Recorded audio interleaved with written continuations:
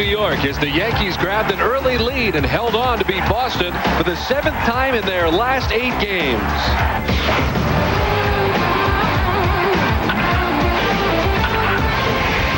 Round 2 is supposed to feature the ace, but Pedro has an injury, so it'll be up to Bruce Chen to step in and take on Jeff Weaver in this fight for first place.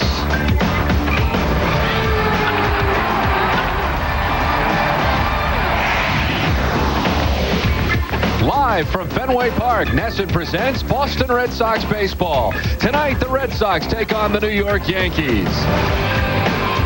Hi, everybody. I'm Don Orsillo, as always, joined by Jerry Remy. Well, all of New England expecting to see Pedro Martinez tonight, and tonight they will not. No, a lot of long faces around Fenway and a lot of concern. Pedro playing long catch yesterday, felt some tightness in his lat muscle, so he's having an MRI right now. Certainly everybody's got their fingers crossed that it's nothing serious that's going to keep him out for a long time. Instead, Bruce Chen, the left-hander, will get the start tonight against the Yankees. The Yankees will send Jeff Weaver to the hill. We're back with the first pitch from Fenway after this.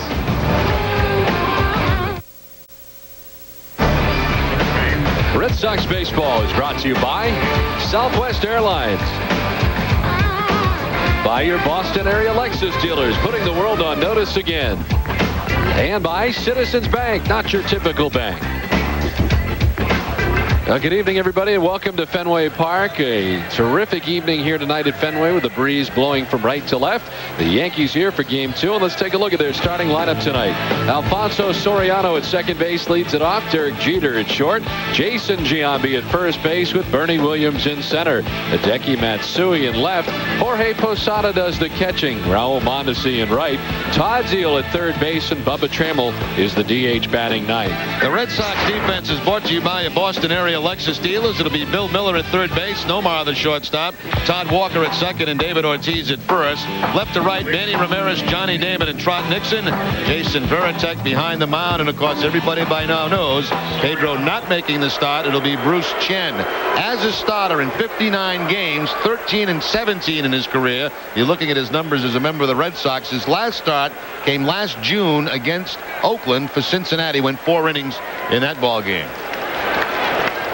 So those who did not know and have arrived here at Fenway Park now finding out as Bruce Chen ready to work with the first pitch of this one. Alfonso Soriano sends it very deep, very far, and it is going to be gone. Up off the stanchion and out of the yard.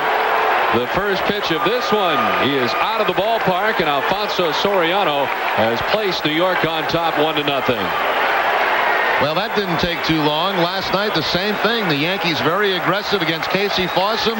Soriano jumps on the first pitch. It hits number 13 of the season. That puts him 1 behind Juan Gonzalez for the league lead.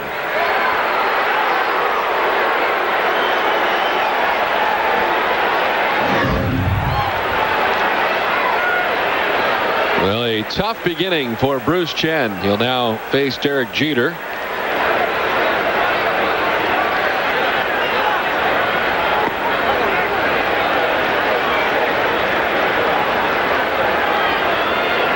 Bruce Chen, 25 years of age, making his 4th appearance for the Red Sox. First start, of course, for Boston. As Pedro Martinez ailing with the strained lat muscle on the ground. Deep is short and out of the reach of Nomar. Jeter will reach. Well, let's take a look at tonight's game notes brought to you by New England Toyota dealers. Chen's 60th career start, as I mentioned, since last year, his first against Oakland. Yankee pitches 321 strikeouts. That's the most in the American League. And Weaver tied Yankees record, 5 home runs allowed against the Red Sox. But that was a year ago, and that was at Yankee Stadium. Where available, tonight's broadcast can be heard in Spanish by using the SAP function on your TV set. Buenas noches, amigos. Disfruten el juego. Jeter at first. Jason Giambi in there for the first time tonight. Giambi at 204, 8 homers, and 25 runs batted in. Yankees winning here last night 7-3 on the benefit of 5 runs in the top of the first inning. And here tonight off to a very quick start again.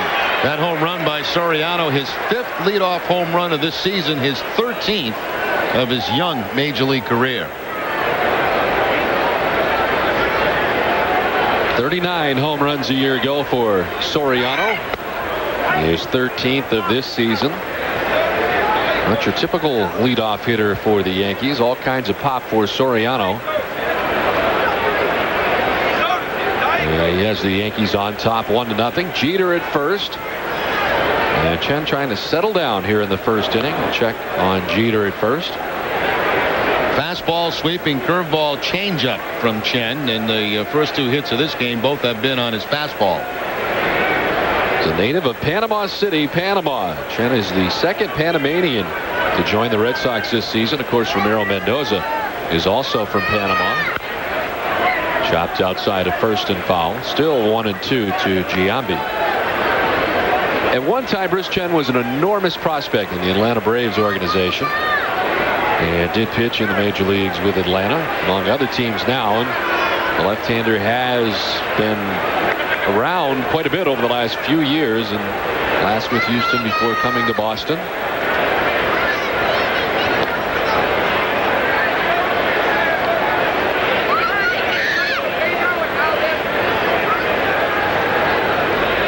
He's made 153 major league appearances over the course of his career. 59 starts. Over 7 seasons in the major leagues now for Bruce Chen. Off the end of the bat, a little number foul.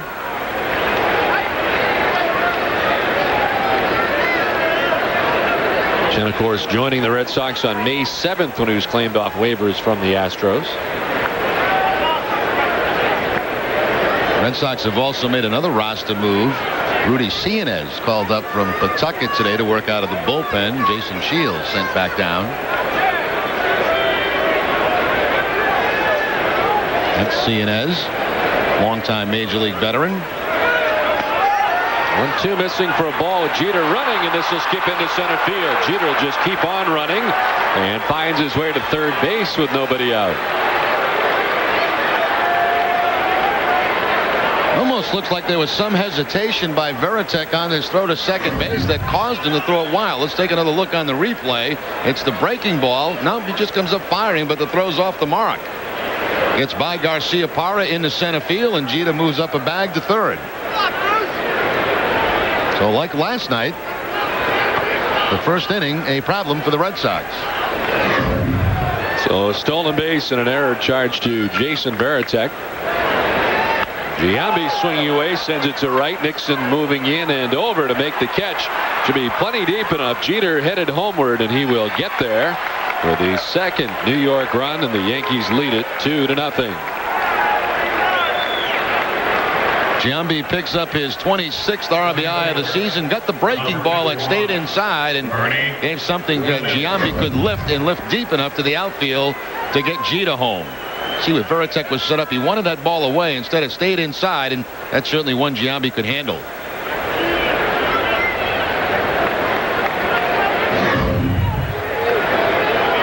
So 1 away, 2 runs in for New York, and here's Bernie Williams sending the first one foul off the right side. 299, 7 homers, and 30 runs batted in for Bernie.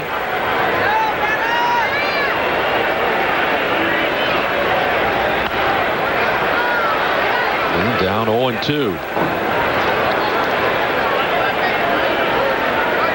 Last night, you might remember the 5-inning first for Joe Torre's Yankees. After 4 pitches, they had a 2-0 lead. Tonight, after 10 pitches, they enjoy a 2-0 lead.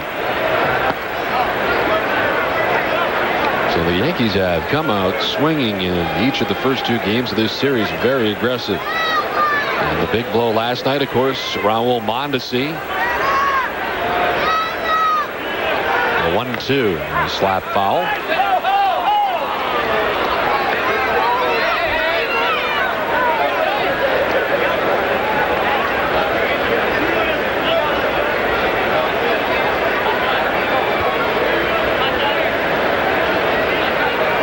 Chen's 4th appearance with Boston, of course, his first start in a Red Sox uniform. Well, in case you just joined us and had not had the radio on or TV, Pedro Martinez scratched from today's start. He was playing long catch yesterday, felt some discomfort in his lat muscle behind his right shoulder, and is having an MRI. And maybe, I don't know, Don, but it's possible we could get some results of that before the game's over. Although that'd be awfully quick, I would think. Knew something was amiss sitting up here in the booth and seeing him in full workout regalia down there on the outfield and throwing with Chris Perenni, the trainer, as Williams strikes out, 2 down. But he was there around, I don't know, about 3:15 out there throwing, and normally Pedro wouldn't even be at the ballpark at that time. If you're a starting pitcher, here's the strikeout on a changeup. If you're a starting pitcher in a ball game, they usually show up, what, 5:30 right. for a 7 o'clock game. And there's Pedro. So you know something right away is not right. And what he was trying to do is throw to see how it felt. Yeah. And apparently not well. So he was immediately scratched from the start. He was doing some stretching out there, then throwing. It just seemed kind of peculiar at the time. And then not long after that, when they went back in the clubhouse, the announcement then came out that he would not be starting tonight's game. Much to the disappointment, I'm sure, of all the Red Sox fans headed here to the ballpark tonight or tuning in to watch us tonight. Hideki Matsui, who hits a .272 out after the 1-1. On a hop to Walker, who will throw him out. The Yankees get 2 and lead it 2-0.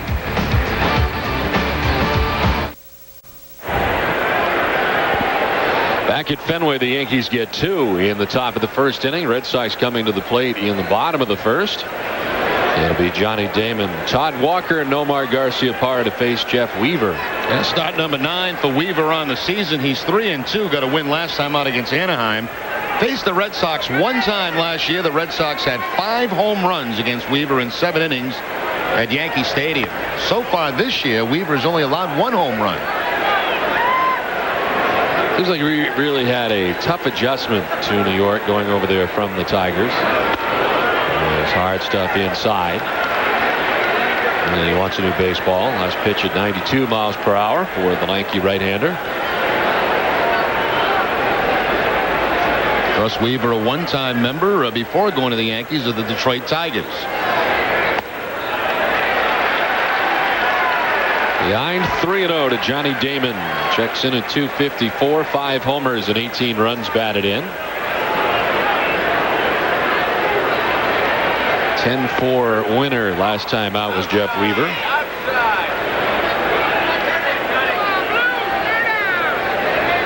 As he beat Anaheim at Yankee Stadium. And then for a strike, he's battled back for a full count here to Johnny Damon.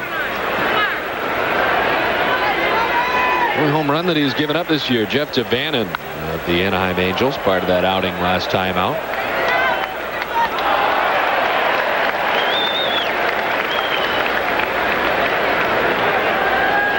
One thing pretty impressive in behind him, he's allowed only 1 stolen base since joining the Yankees. Over 130 in 2/3 innings. Damon sends this one deep and far and away from Raul Mondesi. Johnny's still running, but he will pull it up at second base, and he stands there to begin things in the bottom of the first inning. Looked like Mondesi got a glove on that line drive. Mondesi, a very good outfielder. Went back, looked like he was going to make the play, but I believe it bounces right off the webbing of the glove. Looks like he's got it tracked and then right off the glove and up against the bullpen wall. Usually if he can get there, he will normally make that catch.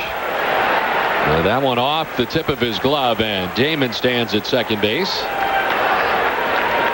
And it brings up Todd Walker, who gets the start at second base tonight for the Red Sox.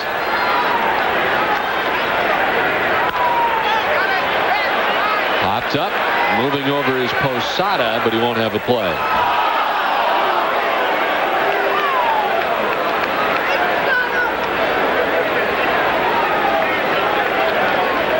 Now you kind of feel like the Red Sox have to score some early. You know, the crowd disappointed, obviously, with Pedro not on the mound. The Yankees come out, they get a couple of quick runs in the first. Red Sox going to get some runs early, get this Red Sox crowd back into it. Certainly deflated the enthusiasm that was here last night to begin the ball game. Walker is shortening up to show bunt, pulls back.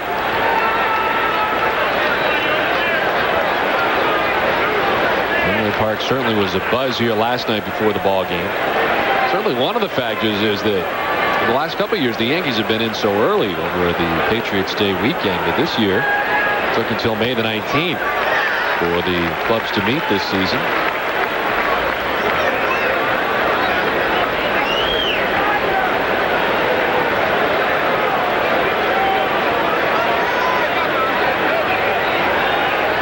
Johnny Damon at second base. Nobody out. And the 2-1 in the air to center field. Bernie Williams heading back. This may take him to the track. It will, and he makes the catch right in front of that 379 marker. Damon tagging up and moving over to third. One down. Let's review the rest of the Red Sox lineup. Nomar Garciaparra at shortstop, Manny Ramirez in left, David Ortiz at first base, Nixon at right, Bill Miller at third, Giambi is the DH. He's been hot, and Jason Varitek does the catching and bats ninth. And the defense brought to you by a Boston area Lexus dealers for the Yankees. Zeal, Jeter, Soriano, Giambi in the infield, Matsui, Williams, Mondesi in the outfield, Jorge Posada doing the catching. Here's Nomar, stands in on the right side with Damon at third and Garciaparra taking strike one. They have ruled on the play and right. Took them a little while to do so, but they have decided that is indeed a double for Johnny Damon. Off the top of Mondesi's glove. Got a long way to go. Nomar lifts it in the air to center. Let's see if it's deep enough. Bernie Williams can't, makes the catch. Here comes Damon homeward, and he'll get there with Boston's first run of the night. They cut the Yankee lead in half. It's 2-1 Reds, or 2-1 Yankees. Nomar is a guy that's had great success in his career against Weaver. 500 with 5 career home runs. Not a home run this time, but a fly ball deep enough to get a run home. No chance at all for Bernie Williams for that spot. He'll just throw it back into the middle of the infield. So important to get one back, and the Red Sox continue to impress in sacrifice flies. The 5th for Nomar. Vernon Wells also with 5 on the season for Toronto.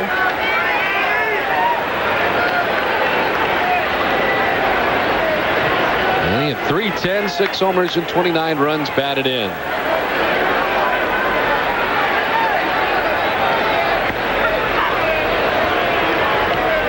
Red Sox now with 36 combined sacrifice hits and sacrifice flies. That's the most in the American League. And they still lead the league as far as the sacrifice flies go.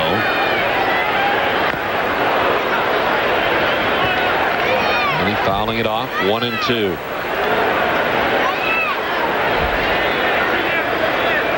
So the Red Sox beginning the night, a game back of the Yankees. Red Sox 27-17 coming in. And the home record still pretty impressive. 15-7 are the Red Sox. While Joe Torre's club on the road 17-6 lead the major leagues with the best road record.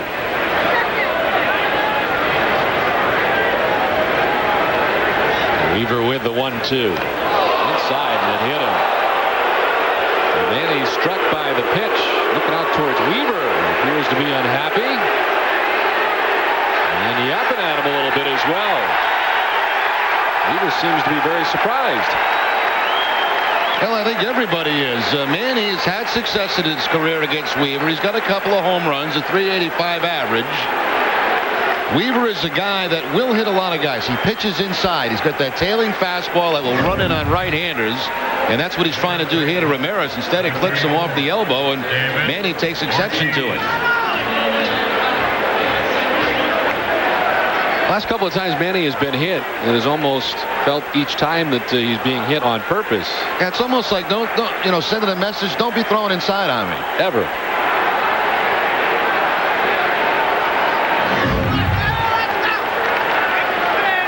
Well, he's at first here with 2 down. Giambi will hold him on, and David Ortiz stands in. And they'll chop it outside of first and foul.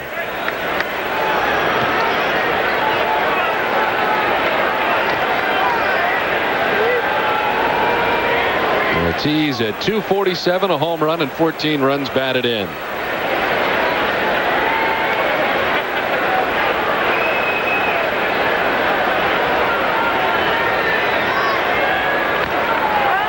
Fouls us off, down 0-2. A year ago it seemed like Weaver was just lost when he got to the Yankees. Went from Detroit and he gets into a situation where the team's in a pennant race, full house every day, and it just didn't look comfortable at all with the Yankees. He went from one end of the spectrum to the other, going from the Tigers right to the Yankees. And did not appear to react well first time around. But I'm sure the offseason has helped. Knowing what to expect going in this year has helped for him. Yeah, spending some time there last year. You have a whole offseason to prepare. You go to spring training with that club. You really get to know your teammates, your pitching coach. I'm sure there's a much better comfort level now for him than a year ago. Still young, 26 years of age. He is Jeff Weaver.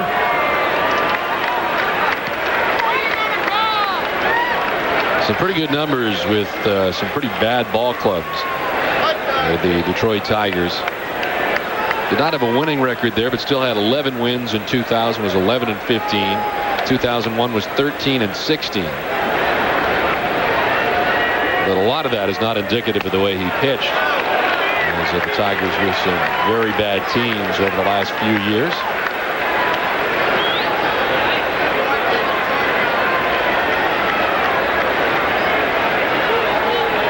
Weaver was part of a 3-team deal that also included Northeastern's Carlos Pena. How about the night Pena had last night? Pretty impressive. 3 home runs, including a grand salami. Well, how about that for information? The first Northeastern alum to have 3 home runs in a big league game, huh? That's surprising. But impressive, and he'll continue to open some people's eyes, I think. This is away, and it is now a full count to Ortiz. Didn't you ever have 3 home runs in one of those games you play in your room? It was before my career at Northeastern. My last in-room for 10 game was when I was 13. It was pre-college. Yeah. Had a few 4 home run games, though. Yeah, I had that pretend home run thing in the game in my room wrapped up by 13. Ball 4 to Ortiz. He'll trot on down to first base. Weaver has relinquished his first walk of the night.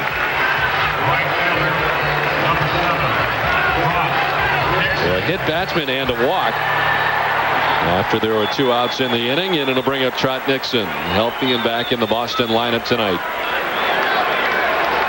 It's some hamstring tightness, not in one but in both hamstrings, and this last night's game, and came out of Sunday's game against Anaheim. Well, Stottlemyre is going to make a visit to the mound.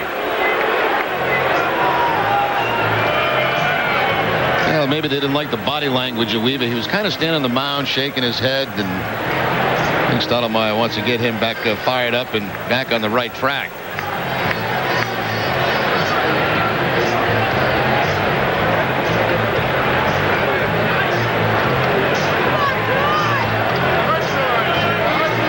Contreras back in a Yankees uniform as he has been called up. And, well, a lot surrounded that young man in spring training. And quite frankly, when facing the Red Sox in spring training, did not appear to have his best stuff and seemed a little bit overwhelmed by his first go-around with the Yankees, but went down to Columbus and now back with New York. And expected to be used at the start anyway in long relief.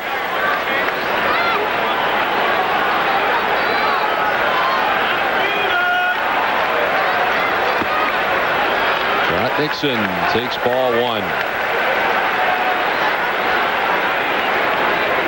Well, with 3 home runs, hitting at .316 so far this season, and he has driven in 19.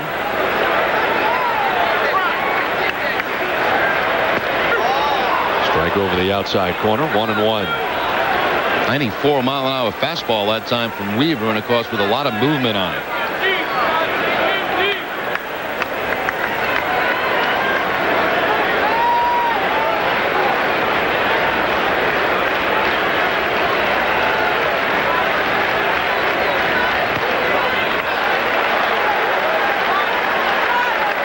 Only 4 again as he falls behind Nixon 2-1.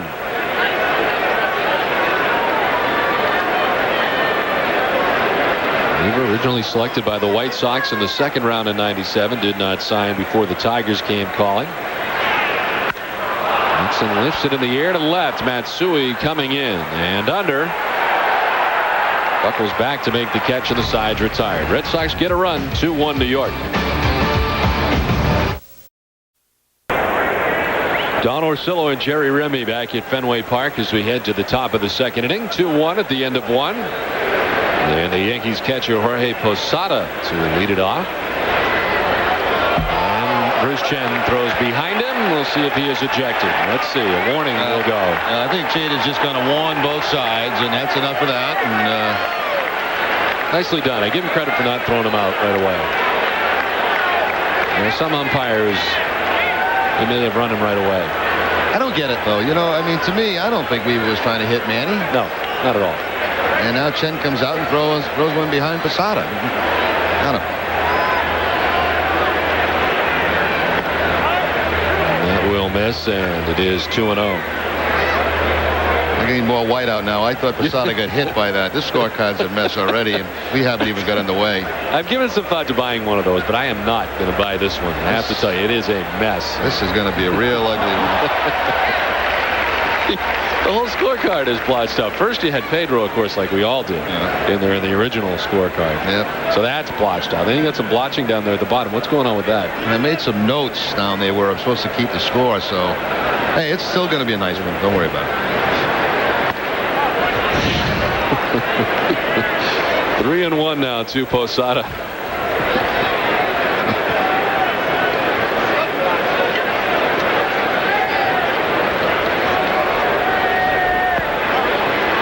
And then it's ball 4. The first walk for Bruce Chen of the night. Lead man on for the Yankees. Well, H.P. Hood is rooting for the Red Sox and kids throughout New England. Each time the Red Sox strike out an opponent, make a double play, hit a home run at Fenway, Hood donates $100 to the Hood Home Team Advantage Fund, which in turn benefits children's hospitals all over New England.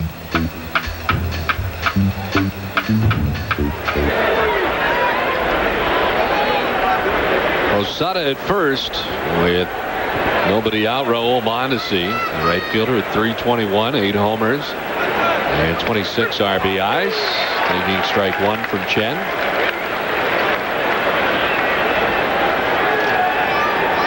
Mondesi 2 for 5 with a big 3-run triple in the victory last night for New York here at Fenway.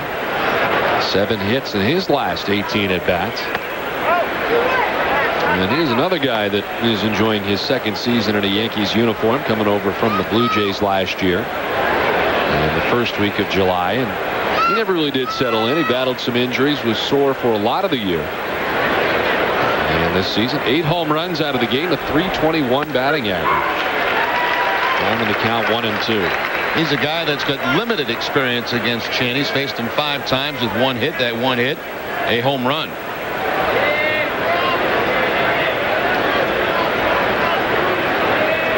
Mondesi's been pretty consistent over the years. He'll chop it to first. Ortiz will throw to second base wildly, and they got him on the overslide. Posada got in, but came up and off the bag, and Nomar was there to tag him. And Iasani gives him the bad news, so the Red Sox are able to salvage 1 out. Here comes Joe Torre. There's no question Posada's off the bag. We'll see if the tag was back on time before he got back to the bag. A mild argument by Posada. Here's the play by Ortiz. The throw's going to pull Nomar off. Now watch Posada slide and then come popping right off the bag, and then Nomar holding the glove on him. So apparently when that finger came off the bag, Nomar had the glove on him. Third baseman, number 27, Todd Zeile. Now you could see him reach back to touch it, and all that time the glove was on his back.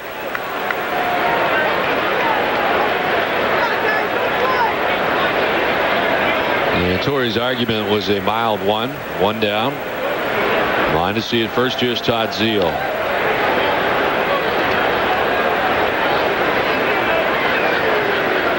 Zeile at 183, 4 homers and 12 runs batted in. He was 0 for 3 in the ball game last night here and was pinch hit for by Robin Ventura in the 8th inning. Zeile has struggled lately. He has 2 hits in his last 26 at bats for the Yankees. Good speed with Mondesi. He's got 8 steals, but he has been caught 4 times. There goes Mondesi, and this one cranked foul off the right side. They were playing some hit and run, and I'll tell you, they had it perfect. They had Todd Walker covering second. Wide open hole between first and second.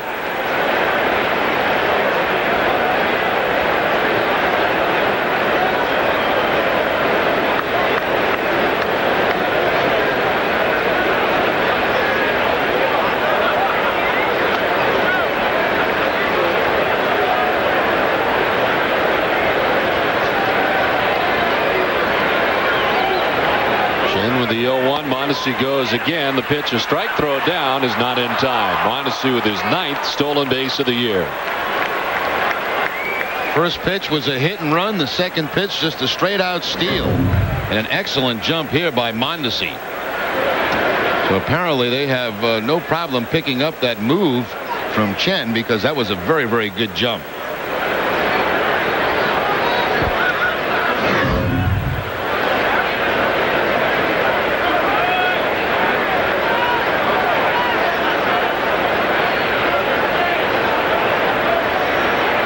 Pickoff play at second, and honestly just back. Appeared to know that it was going on, but a little late to react to get back to the bag at second. And Walker was very close to the bag at the time of the throw.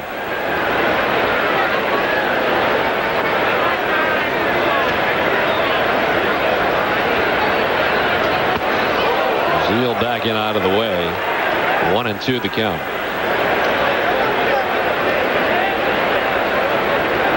Fastball to move Zeal off the plate. Let's see what Chen does now on the 1-2 count. Does he go to the changeup away?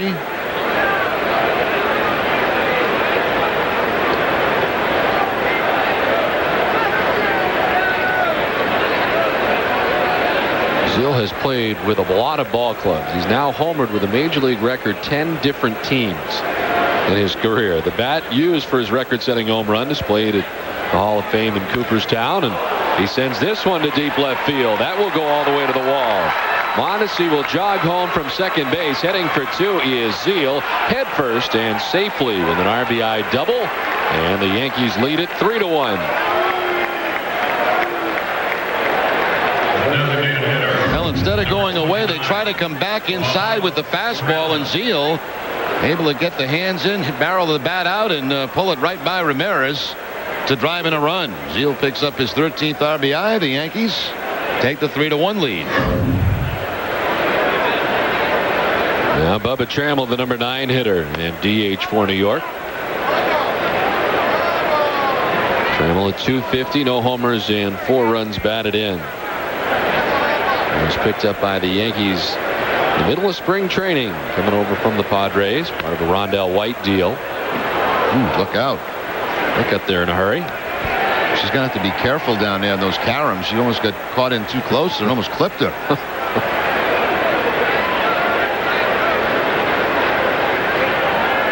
You got to play those down as like heading back toward the field. Waiting for the ricochet. Yeah. On the ground towards Nomar, and racing back to the bag at second is Zeal. The throw to first in time to get Trammell. And there's 2 down. Second baseman, number 12, Alfonso Soriano. Well, it's back up to the top of the order for Alfonso Soriano. While on the very first pitch of this game, hit one up off the stanchion and left for his 13th home run of the year. Tied with Everett and Delgado now, and 1 behind Juan Gonzalez.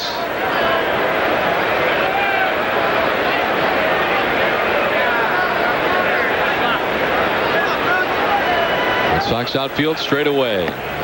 Soriano takes ball 1.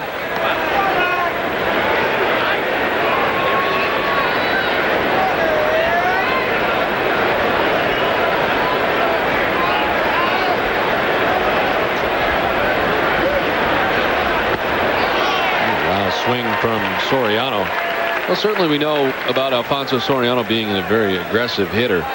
And his first time in the major leagues, he, like Shea Hillenbrand, really rarely, if ever, walked. But that has changed a little bit. Soriano now with 18 base on balls so far this season. And he's become more of a patient hitter, or at least less of an aggressive hitter in that area, and seems to have found a happy medium.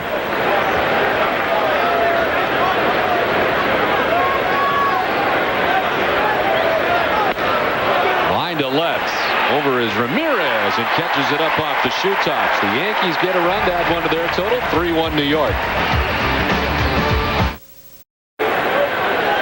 Back at Fenway, the Yankees on top 3-1. Bruce Chen working the first 2 innings against New York, giving up 2 in the first, 1 in the second. Bottom third of the Boston order to face Jeff Weaver here in the bottom of the second inning. Bill Miller, Jeremy Giambi, and Jason. Miller at .368 so far this season.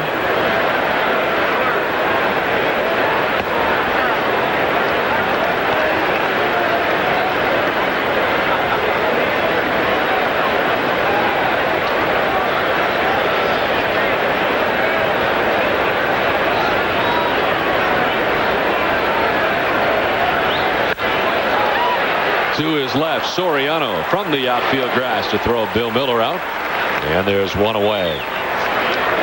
Red Sox baseball is brought to you by Bob Stores. We know our customers and the brands they live in. By Coors Light, cold, down, easy. And by Volvo, the official vehicle of the Red Sox. One down, and it'll bring up Jeremy Giambi, the DH. 203, 5 homers and 12 runs batted in. Kind of a neat scene before the game tonight on the field with Jeremy and Jason. Talking along with Joe Torre and Jason and Jeremy's dad on the field, who apparently coaches both sons from a hitting perspective. Did he say last night he's a Red Sox fan at Fenway, a Yankee fan at Yankee Stadium? That's right. Pretty smart.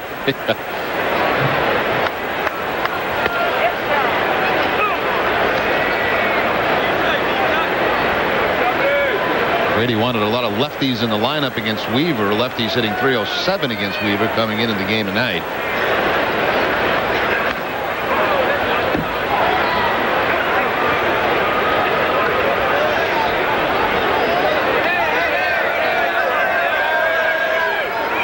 Each ball has fallen onto the field in center field, so we'll have a brief moment here as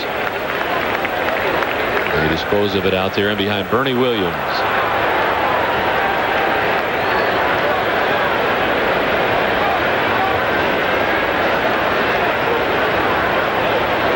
The Red Sox got a run back in the bottom of the first inning as they did last night. Johnny Damon doubled. Single got him to third, and Nomar Garciaparra's sac fly to center field, scoring Boston's lone run. For those of you who are just joining us tonight, Pedro Martinez not making the start tonight for the Red Sox as a lat strain that occurred during throwing yesterday. And hopefully we'll get more word on Pedro as the game goes on tonight. The game time is Miller time at Fenway and on NESN. Stop by a participating Fenway area retailer before the game, and you can win free tickets to the game and end up on NESN. And the game time is Miller time, Fenway seats. Any winners out there tonight, Don? Tough to tell. Still wearing the jackets. I think when they shed the jackets, we'll be able to see those Miller shirts that sometimes they wear out there. I'll bet there's a couple out there. That was a walk, incidentally, to Jeremy Giambi. He's down at first base with one down. Jason Varitek batting ninth tonight for the Red Sox.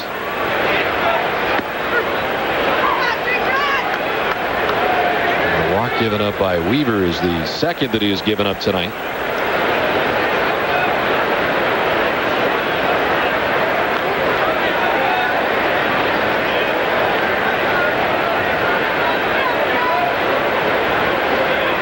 Yankees infield at double play depth with Giambi at first and one away.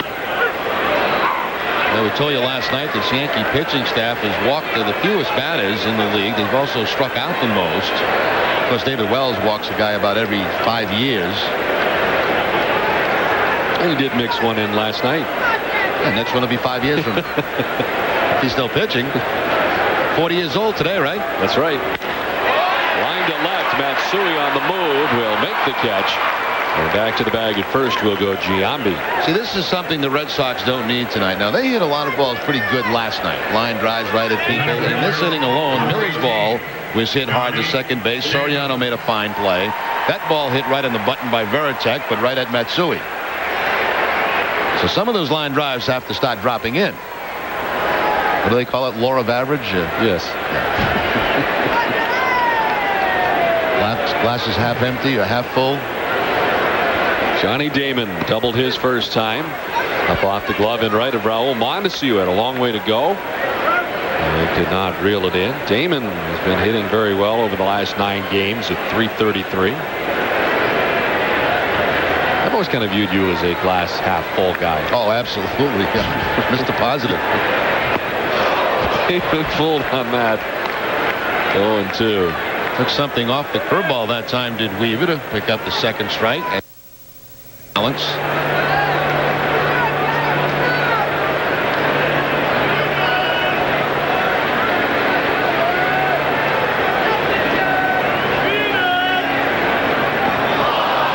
Damon goes lunging, gets away briefly from Posada, who's got to throw him out, and does. For a strikeout for Jeff Weaver. Red Sox are gone. 3-1 New York at the end of 2. Don Orsillo and Jerry Remy back at Fenway, ready for the top of the 3rd. New York on top 3-1, and Derek Jeter leads it off. Jeter singled to left field his first time up, came around to score the Yankees' second run.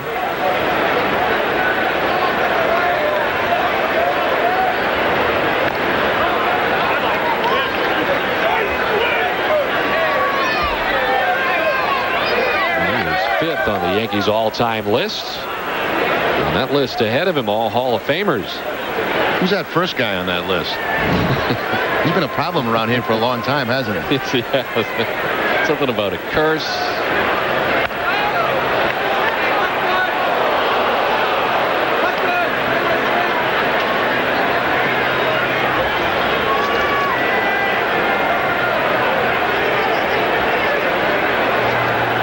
And 2 down to Derek Jeter. He'll be followed by Giambi and Bernie Williams in the inning.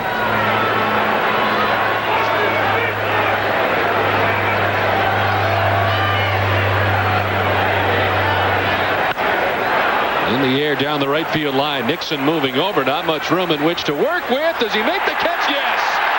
A snow cone, and he had to battle a few to get it. But Trot Nixon reaching into the stands to take that one away. A lot of competition to try to make this catch down that line. Nixon will go into the jump. He's got a battle of fans and takes it right away from the fans. Nice play by Trot Nixon. Showed some ups to get up above the fans and make that catch.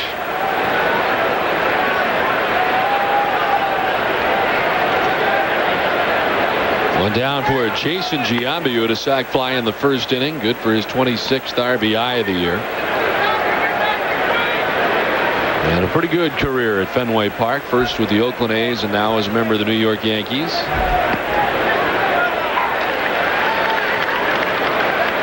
Nobody on base. They have the shift on Giambi. When there was a man on back in the first inning, they did not have the complete shift on.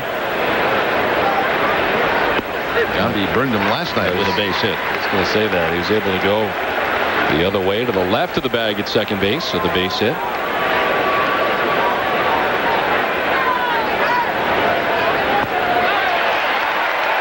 Bruce Chen with the second strikeout of the night, 2 down. Well, Thursday night, May 22nd, is Port Sox Visor night at McCoy Stadium. The Port Sox play the Columbus Clippers, and the first 3,000 kids, 14 and under, will get a Port Sox Visor courtesy of Rhode Island Department of Public Health and Nesson.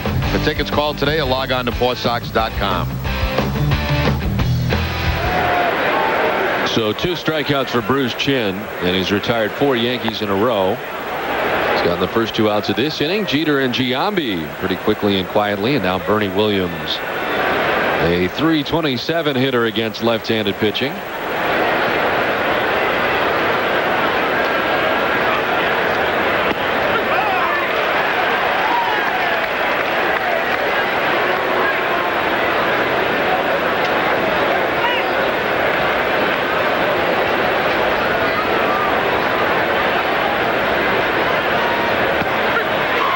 the strike to Williams, 1-2. Bruce Chen trying to get his first 1-2-3 inning of his outing tonight. And the spot start for Boston. The 1-2 up and away, and Williams does not chase. I often hear pitchers say that are pressed in the spot starts. They had no idea coming to the ballpark that they'd be the starter, that sometimes those are their best outings just because they don't have time to think about it. Yeah, he was nice and relaxed in the clubhouse, involved in a card game before this start tonight.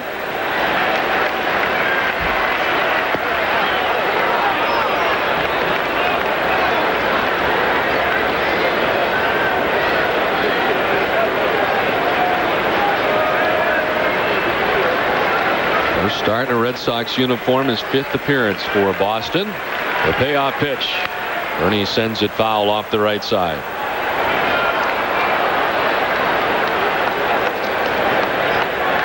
Bernie Williams was 0 for 5 in the game here last night, part of the Yankees 7-3 win. He really didn't contribute. He has 3 hits now in his last 21 at bats. Struck out his first time up tonight. And he continues to battle away. Average-wise, Bernie's been better from the right side of the plate. 333 coming into the game. He's got 7 home runs total, 3 right-handed and 4 left-handed.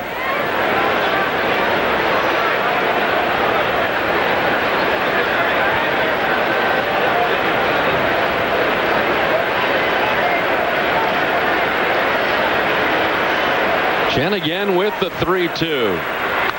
And another foul ball. Williams able to take this off the fist back and below us. 56 pitches so far for Bruce Chen tonight.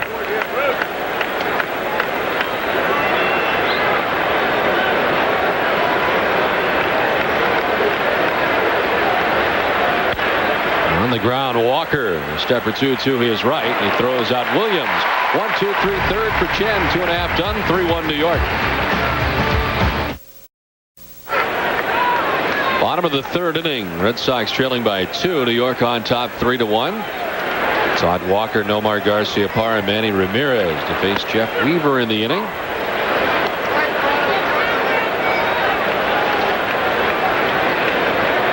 Weaver giving up a run in the 1st inning, getting out of any further trouble in that inning. He struck out 1. He's walked 2. And is up to 46 pitches so far tonight.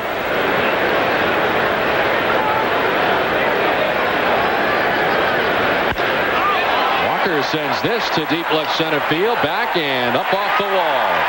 The ricochet played by Bernie Williams, but in the second base goes Todd Walker with a leadoff wall ball double. Todd Walker now with a 9-game hitting streak. Uses that left field wall to his advantage. Opposite field, carom played by Bernie Williams, but Walker into second base with the leadoff double. So that extends the hitting streak to 9 games now for Todd Walker.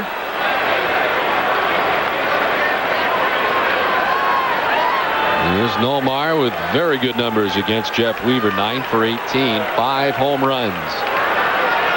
A sac fly off him in the 1st inning. Good for Nomar's 28th RBI of the year.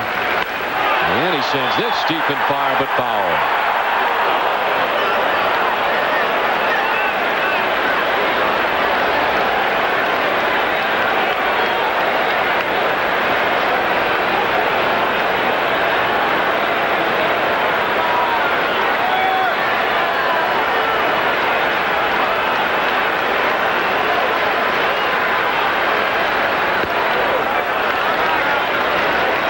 Up at 1-1 now to Nomar. Garciaparra the sac fly in the 1st, so the 20-game hitting streak for Nomar coming into the ball game tonight as he looks to extend it.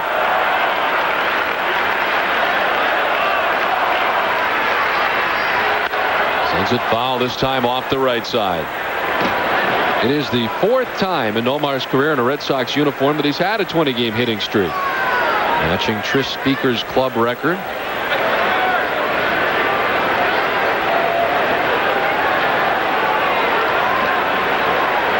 He's tied Tim Salmon, who had the longest streak in the major leagues, which was 20 games.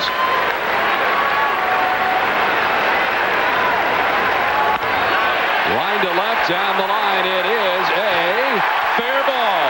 Around comes Walker from second. He'll score. Matsui still getting it. And Nomar at second base with an RBI double. Boston back within a run.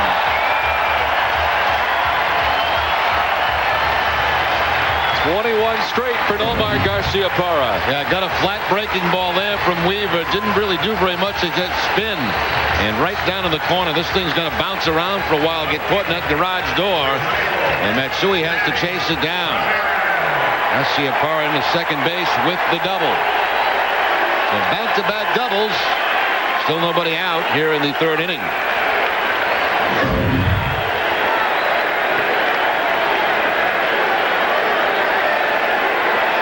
Manny hit by a pitch his first time up. He clearly felt Weaver was throwing at him the first time.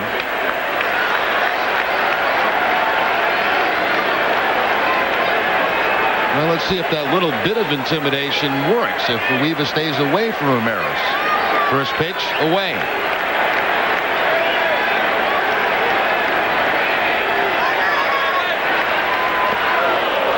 Breaking ball missing inside.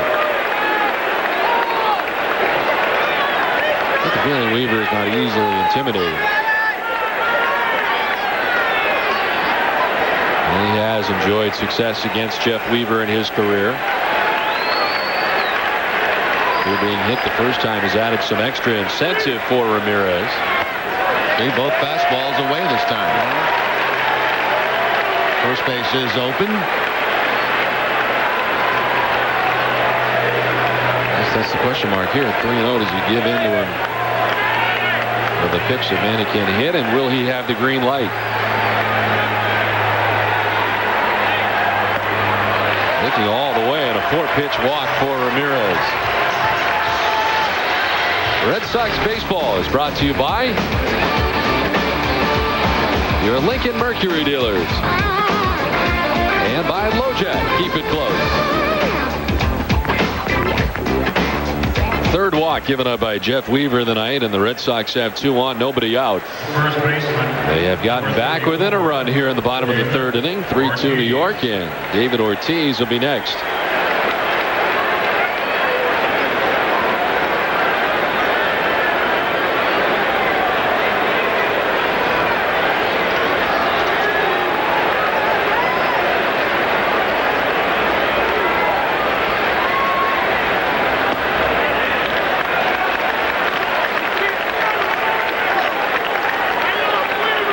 Last 12 games, David Ortiz has hit at .324. So raises his batting average from 188 to 247. As he's picked it up a notch lately. Sends it foul off the left side. 1-1.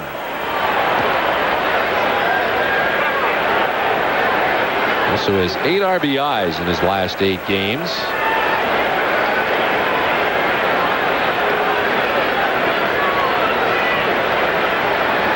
To start at first base tonight for the Red Sox. He walked his first time up back in the first inning.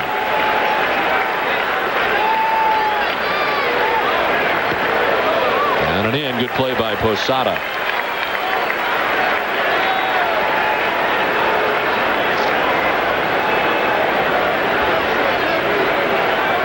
Jeff Weaver with 4 years with the Detroit Tigers before going over to the Yankees last year. And tonight makes his 9th start of the year for New York. Ball's behind Ortiz. 3-1.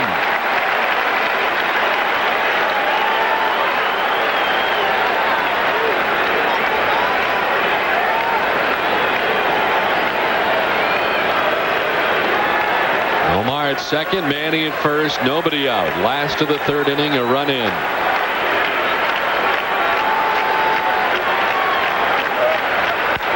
Ortiz sends it foul off the left side, and now a full count. There's a pretty good idea there of the velocity and movement on that fastball. 3-1. You would expect Ortiz to be pulling the ball. And instead, he was late on that swing, fouling it off to the opposite field.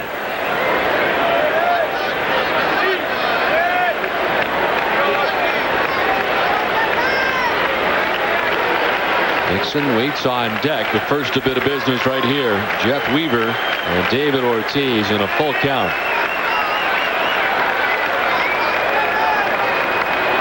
And Posada to the mound. See that chain around the neck of Weaver? I remember when Oil Can Boyd would pitch for the Red Sox and had a bunch of chains, and a lot of times those were to be taken off. They try to upset Boyd by doing that, and it did upset him. He seemed like an excitable guy. Didn't take much. High-strung, yeah. High-strung, but a nice kid. Did you go with a lot of jewelry when you played? Couldn't afford a lot of jewelry when I played.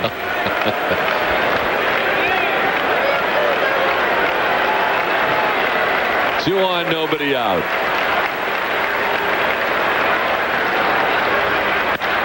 Line, run it, Soriano to second, not in time. Nomar able to scoot back to the bag, so they elude the double play, but Ortiz, who hit it hard, is out number 1 of the inning. Another hard line drive. Now, what's that, about 3 or 4 already in this game today? A sinking line drive that almost turns into a double play. Soriano picks it right off the dirt and just late to second base to get the double play. Nomar back with the foot just before Jeter tags the bag.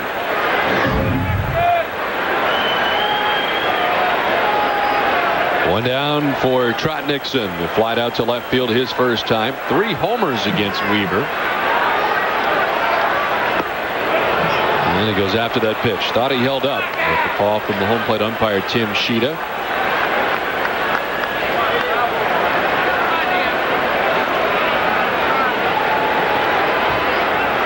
Of course, Weaver spending parts of 4 years with the Detroit Tigers, and Trot Nixon has always enjoyed his trips to Detroit. Some of his best games have come in Detroit against the Tigers.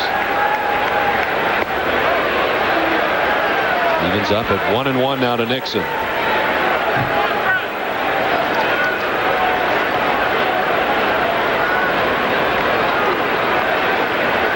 Weaver, after going to the Yankees last year, finished 5-3, 4.04 ERA, and got in 15 games.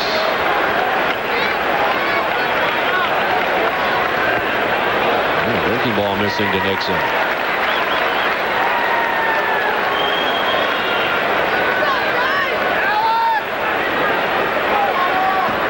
He's held the Red Sox to just 3 hits so far in the ball game. 2 of them have come in this inning.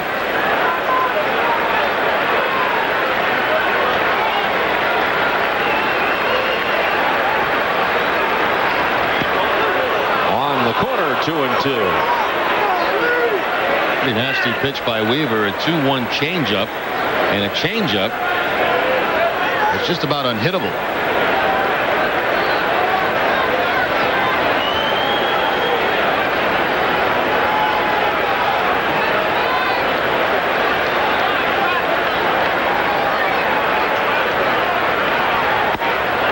Did he hold up the check? Yes, he did. Rick Reed, the third base umpire, saying that he was able to control the bat. Full count.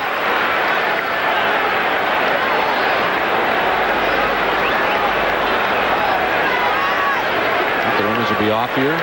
He's been running him all the time. 3-2. A little bit dangerous if you get the strikeout. Wide open throw for Posada at third base with the left-handed hitter. The payoff pitch, they are running, and Nixon swinging and sending it foul back. Just about every 3-2 count, whether it be 1 out, 2 out, well, always on 2 outs. Nobody out or 1 out, they have been going. That's been pretty consistent all season long. They did not do it to Ortiz, which was interesting. I thought they might here tonight, but they didn't. Yeah, more of a strikeout guy.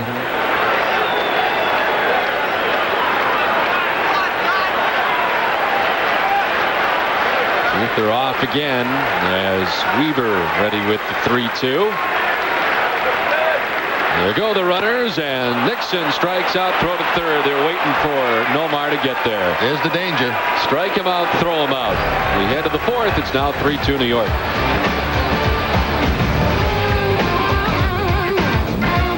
Sox able to get one back there in the last of the 3rd inning. Let's check in with Tom Caron. Tom? Here we go. We're up here. John Grisham with us, best-selling author. He thought it was radio until a minute ago. You're down here, or up here for you, as a guest of third base coach Mike Cubbage, right? Yeah, Mike lives in Charlottesville, Virginia, and that's my home now. And we've been friends now for about 8 or 9 years, and he's invited me for the past 2 years to come to Fenway, and this is my first trip. First time in the ballpark? First time in the ballpark, yeah. What do you think? You walked around, you saw the Green Monster? I walked around for a long time before the game and thought about a lot of the old players and the old games. And when I was a kid, I was a huge Cardinals fan, and I grew up hating the Yankees, so I always liked the Red Sox because for that reason. One more reason we like you. And you are a big baseball fan, right? Yeah, a huge college baseball fan. I follow the pro game somewhat, but I love college baseball. My son plays at the University of Virginia, where Mike Cubbage played, and so that's our connection. But when I was a kid, I loved Carl Yastrzemski in the late 60s and early 70s, and seeing the Green Monster and remembering the Yastrzemski stories and Carlton Fisk and those great teams. It was a lot of fun walking around before the game. We've heard a lot of the golf stories from Mike Cubbage. Is he as good as the stories would indicate? I doubt it. Cubbage talks about nothing but golf and baseball, and people back home really don't pay a lot of attention to Cubbage when he talks about golf. He's a local baseball legend. Mike is still the best professional player to ever come from Charlottesville, Virginia, and he also played quarterback for the University of Virginia. He was a great athlete in high school. In fact, his high school football team in Charlottesville won 53 games in a row one time, and Mike was the all-state quarterback. So he's still quite a legend and very highly regarded around there. And so we have a real Red Sox connection now in Charlottesville, Virginia. John, I want to ask you finally, this is recreation, right? This is a research. It's not going to be a book about the Red Sox. I keep waiting to do a baseball book, and I'm waiting on the story. I just haven't found a good story yet. Plenty of stories when the Sox take on the Yankees. A lot of good stories. A lot of fun. All right, John Grisham with us. Thanks very much. My pleasure. Thank you. Back upstairs to you guys. All right, Tom, thanks very much. 2 down in the inning. And right now reading the John Grisham book, The Summons, one of the many books that he has read. What a coincidence. He's looking at you, Don. See, yeah, thanks for reading my book. Anytime, John, I'm happy to oblige. Really, it's okay.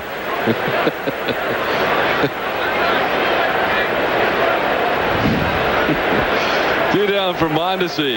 Reached on a fielder's choice his first time up. I've read all kinds of John Grisham books. You read any Grisham books? Yeah, I have. Books? Yeah. Occasionally. He does a lot of those lawyer books, right? Yes. Yeah, I've read a couple of them. I like to get the tapes. It's easier. You drive and listen. Yeah. I gotta stop throwing stuff out at you. I noticed that lately. I've been doing that a lot. Well, something will come up and it'll be fishing. Do you fish? No, you have the problem of thinking that I do a lot more than what I really do. As you well know, I do nothing. Absolutely nothing. You come here, you go home. You come here, you go home. You sit in your chair. There's not a lot of time for anything else.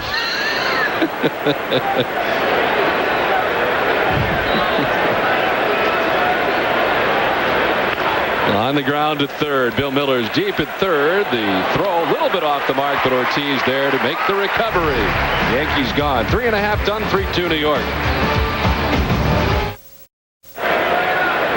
Back at Fenway, ready for the bottom of the 4th inning. New York on top 3-2. Jeff Weaver atop the hill, and Bill Miller waiting for the Red Sox. Miller grounded out to second base his first time up. The numbers over the last 10 days, and Bill Miller has been outstanding. Ichiro is starting to catch fire after a slow start. I wonder if the Japanese television is covering Ichiro as much as they had the first year he was over here. We know that they are covering Matsui a great deal with a lot of their contingent here. But I wonder if Ichiro is as popular over there now that Matsui is over here as well. I'm sure he is. Different time zones. Obviously, these guys play in New York, West Coast. They can get a couple of games on. Is it for a while Ichiro wasn't talking to the Japanese media? Yeah, they love Matsui. As this one sent to the corner off the bat of Miller. Matsui back to play it, but Bill Miller scooting his way to second base with a leadoff double.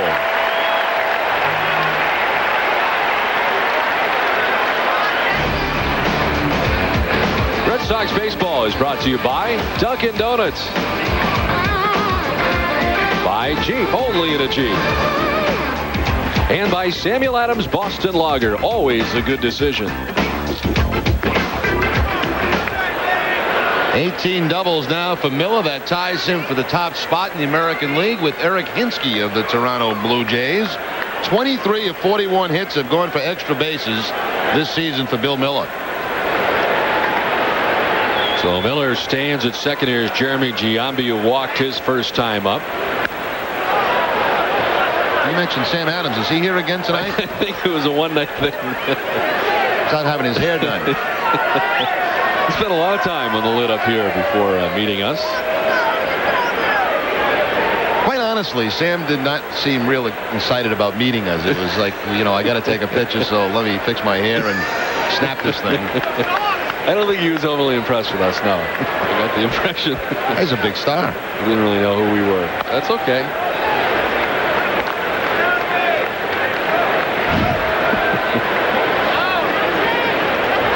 It's quite a night for Sam. He sat up there on the wall, had a few.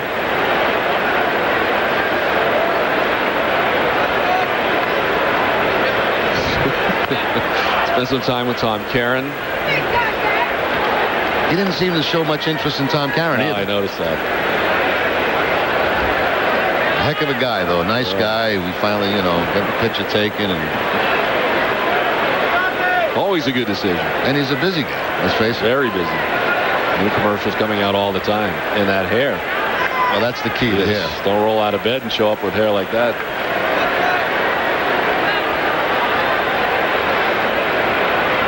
Inside, Giambi gets away from Posada. No advance for Bill Miller.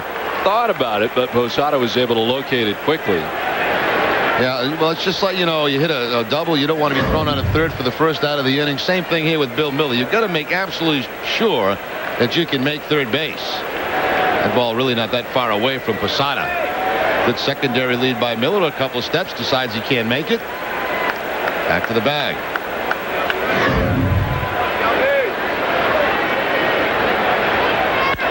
Giambi lifts a 2-2 to left. Matsui headed for the corner, front of the wall. There to make the catch, and Miller will have to retreat to the bag at second.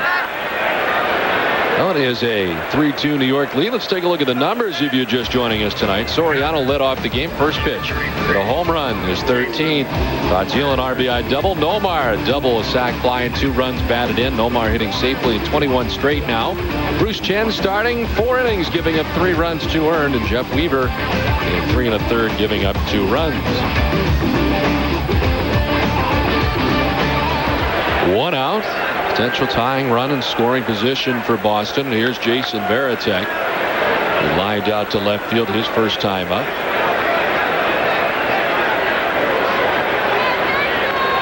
Now, I hear, Don, that tomorrow night, Bucky Dent's going to be sitting up in those seats where he hit that home run against a club in '78. Is that right? Yeah, I think some company's bringing him in. He's going to be sitting. You're going to have to move way over here. That's about where the ball landed, just kind of like straight down in here somewhere, you know. So Bucky probably be in one of these 2 rows tomorrow night. That's what I hear anyway. I know you went through a lot of therapy after that. I mean, you're going to be all right with him coming here to the ballpark, sitting up? That's going to bring back bad memories. No, that's all the shakes stuff. And Varitek rips it deep and far to right. Mondesi heading back over his head and out of the yard. A 2-run home run for Varitek. The Red Sox lead at 4-3 with 1 swing of the bat.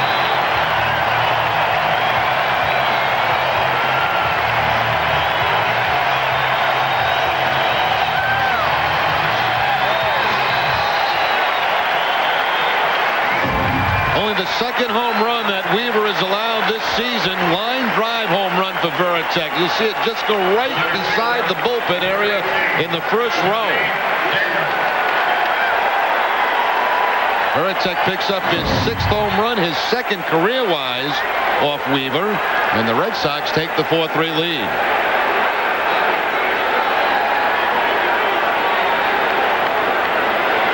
Damon's 1 for 2. He doubled his first time. This time he'll pop it up around the mound. Zeal from third takes care of out number 2.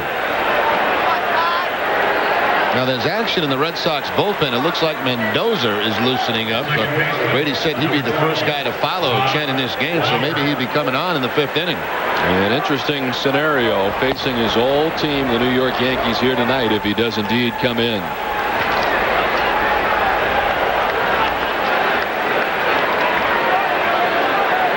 Todd Walker doubled and scored his last time up. The Red Sox had to play catch up tonight. They have caught up and lead now 4-3.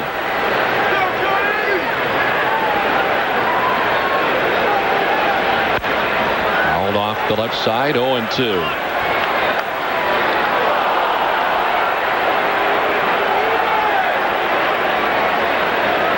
Jason Varitek with his 6th home run of the year. And this one was of the line drive variety. On the ground to Soriano. On to Giambi, and the Red Sox are gone, but they grab 2 and now lead 4-3.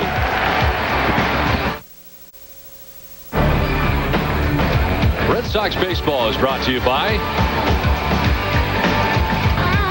your New England Toyota dealers. Get the feeling. And by Citizens Bank. Not your typical bank. Top of the 5th, Bruce Chaney is done after 4 innings, giving him 4 hits, 3 runs, 2 of them earned. He walked 1, struck out 2, and his spot start is over. He's not eligible for the victories. He did not go the first 5. He'll turn things over to Ramiro Mendoza. 20th appearance of the season for Mendoza. Last time he worked was Sunday against Anaheim. Pitched an inning in that game, a couple of hits and 1 run. And what a strange feeling this has to be working against his former club, the team he went so many battles with, World Series victories.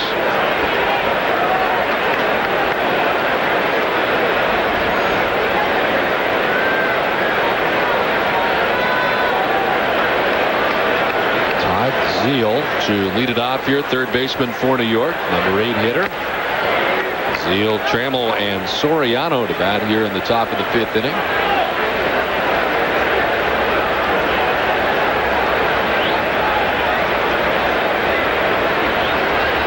Zeal was a member of the Rockies last year, so not a former teammate of Ramiro Mendoza. With 273 with 18 home runs and 87 runs batted in last year with Colorado. And signed with the Yankees as a free agent. Of course, had played in New York before with the New York Mets. And against the Yankees in the Subway Series in 2000. Sends this to deep left field, and this is going to be up off the wall. And he plays it quickly, and Zeal will be held to just a long single. Second hit for Todd Zeal. Well, if the sinker doesn't sink, that's when Mendoza gets in trouble. That ball just stayed about belt high, and Zeal with a very long and hard single. The one big bounce back to Ramirez, and not even an attempt to second base by Zeal.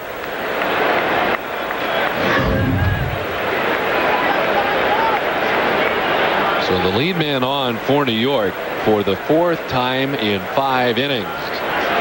The only time they did not was the only 1-2-3 inning for Bruce Chen. That was the 3rd inning. Bubba Trammell grounded to shortstop his first time up.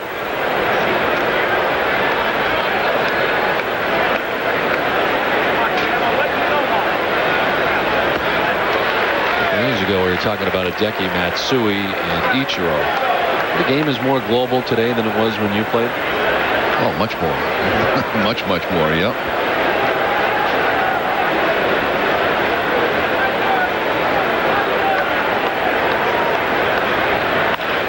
Ground and out of the reach for Bill Miller into left field for a base hit. Bubba Trammell with a hit in the first 2 men reaching here in the 5th inning. Time now for the Aflac trivia question. Our question tonight. Second baseman. And the only 3 Red Sox shortstops with 20-plus game hit streaks. We'll have the answer for you in the next half inning. Chris Nomar standing at 21 games with his hit here tonight.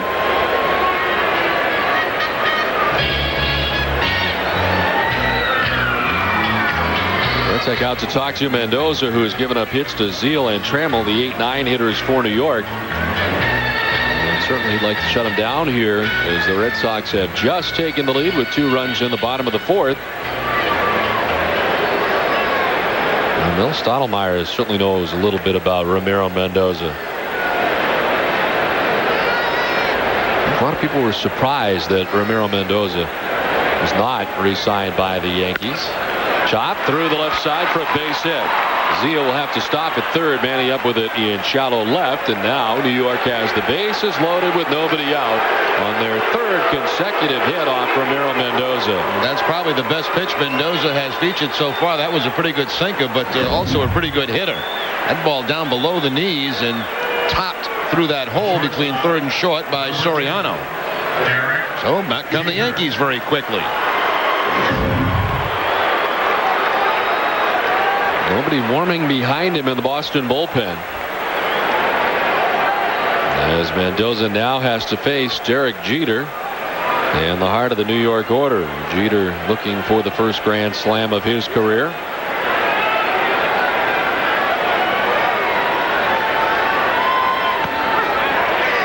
And Mendoza starts off ahead.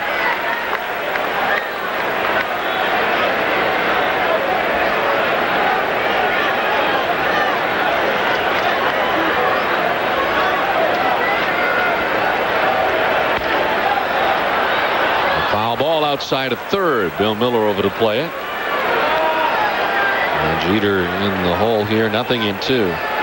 Last night he was 2 for 5 and reached a milestone. He collected his 1,400th career hit with his first inning double here last night. He's been back since last Tuesday after missing a very big chunk of time with the dislocated left shoulder that occurred on opening night in Toronto. Doesn't chase. 1-2 now to Jeter.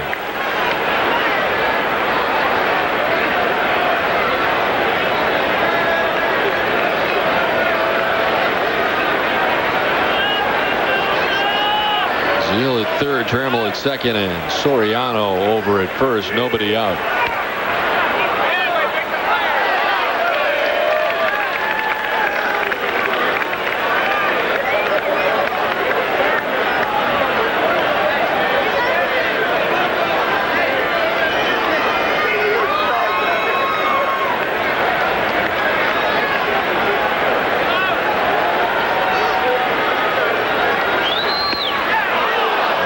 This time 2-2 to Jeter.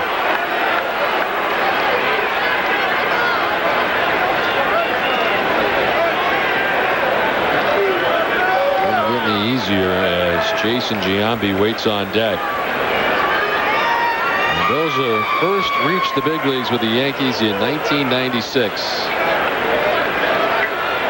As a member of the Yankees until this season. Jeter sends it to right center field. Damon on the run, won't get there. It drops. In from third comes Zeal, and that's all the Yankees would get. They had to wait and see if Damon was going to come up with that, but the game-tying run scores from third, and the bases are reloaded with nobody out. Tried to get Jeter on the breaking ball. Again, left that pitch up in the zone, and Jeter picks up that base hit. Nice effort by Johnny Damon. He just can't quite get to it. One base at a time for the Yankees. Still bases loaded. Still nobody out. But the game is tied. Quite a spot here now as Jason Giambi will stand in. Sacrifice fly in the first. A strikeout victim in the third. And he has 9 grand slams in his career.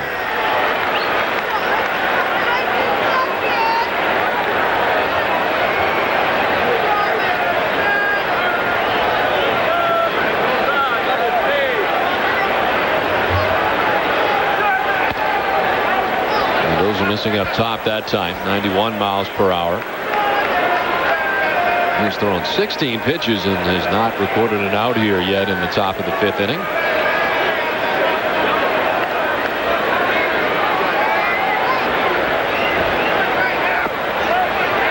Two and 1 to Giambi. No action in the Boston bullpen behind Mendoza. Been 4 consecutive hits to greet him in the ball game here in the top of the 5th inning and a run in. And the pen is quiet right now.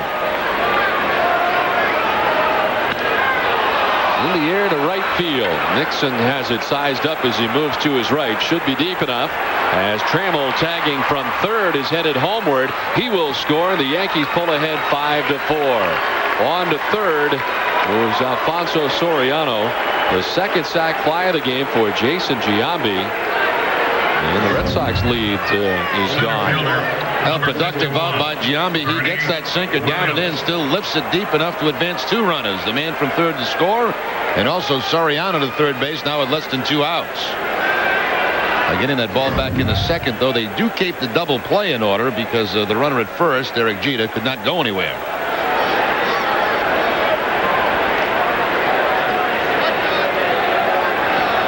So 1 away, and here's Bernie Williams 0 for 2 tonight. Strikeout victim in the first, grounded out to second base in the third inning. And the breaking ball in there for strike 1.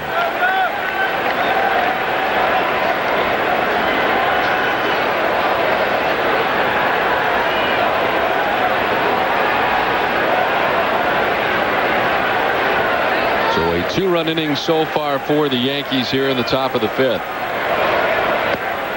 Wild swing from Williams. Not a fastball yet to Williams, a curveball, and then that changeup.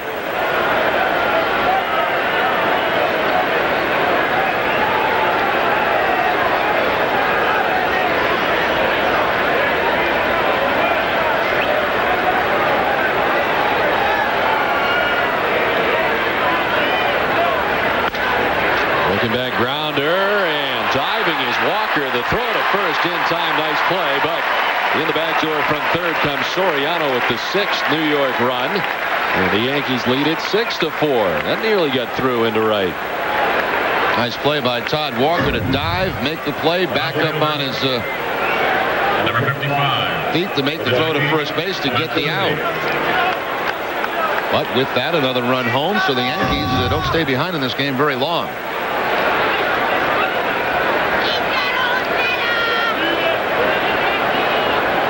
So 2 down here is Matsui. Tied with Rocco Baldelli and RBIs with 29. Matsui with a single his last time up, 1 for 2 tonight.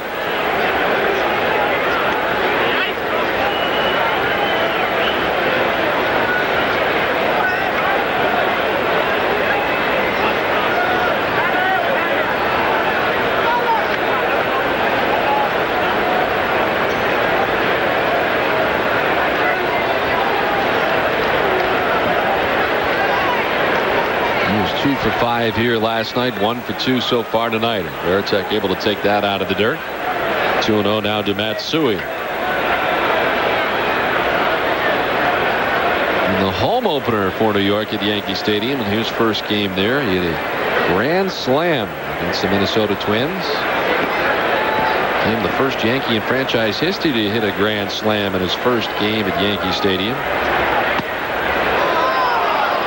Off his Yankee career in fine fashion.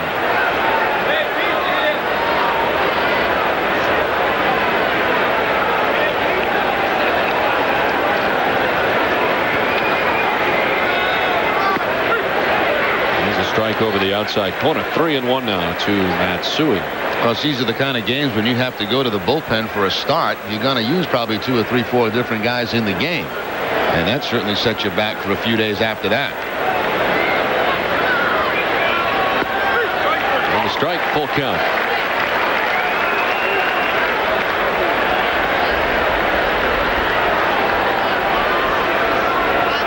He was the Japan Central League MVP a year ago. Hitting at .334. He had 50 home runs.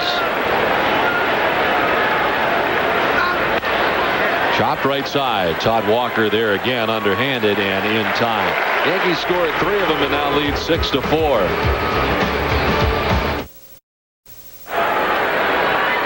A tough inning of relief for Ramiro Mendoza, who surrenders 3 runs to the Yankees. They retake the lead 6-4, and again the lead for Jeff Weaver is back on the mound for the bottom of the 5th inning.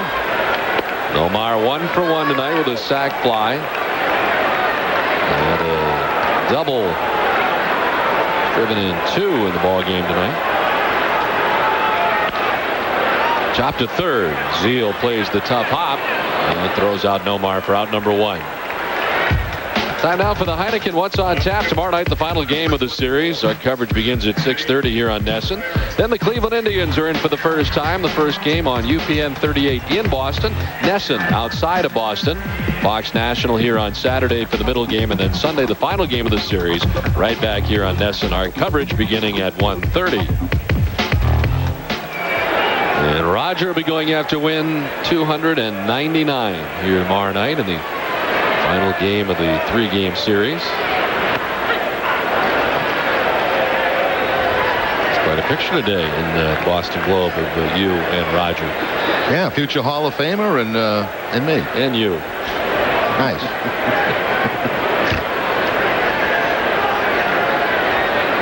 A little bit nicer if they had set it up where you could see your faces, kind of, you know. The 0-1 in the air to right field. Incoming is Mondesi, and there's 2 down. Well, get the Globe's award-winning sports coverage every day. Call 1-800-9845-335 for 50% off home delivery. The Boston Globe, your world unfolding daily.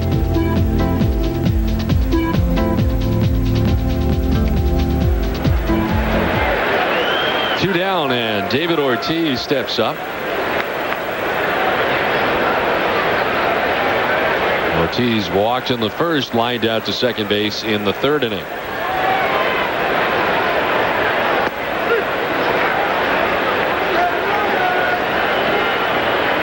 We'd like to thank Dunkin' Donuts for providing our crew with refreshments, as always.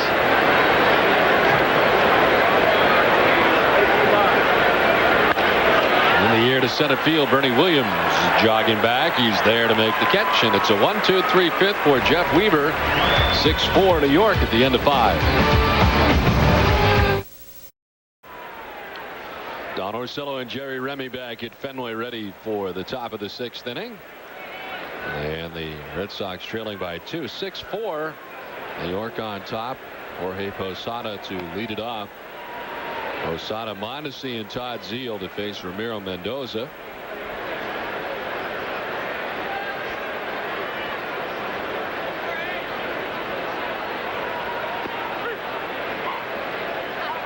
And it's 1-1.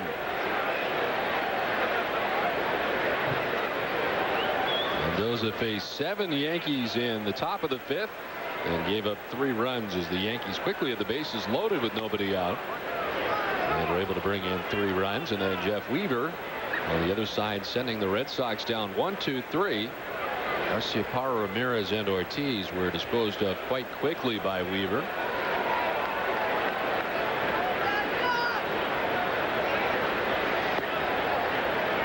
Mendoza behind here, 3-1.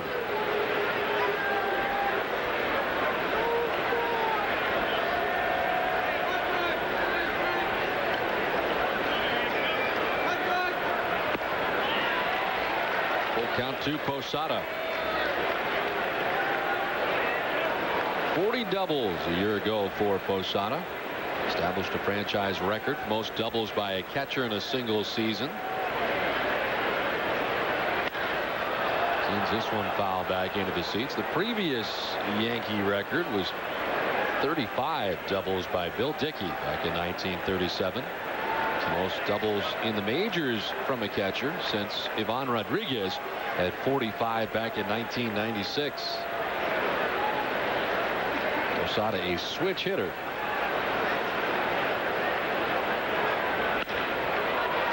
Into center field, and that will fall for a base hit in front of Damon. And again, the lead man is on. 5th time in 6 innings for New York. Now for our Aflac Trivia question answer tonight. And the question was, name the only 3 Red Sox shortstops with 20-plus game hit streaks. Nomar, Johnny Pesky, and Ed Brasseau. Am I saying that correctly? No, Eddie Brassoud. Brasseau. I never would have guessed Eddie Brassoud. What years was he here? I'm going to say 60s, mid-60s.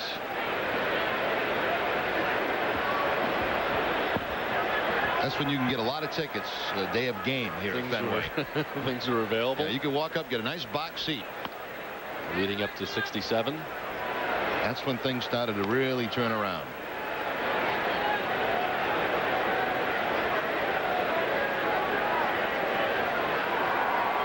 On to see 0 for 2 tonight. A ground out into a fielder's choice in the 2nd inning. A ground out to 3rd in the 4th inning.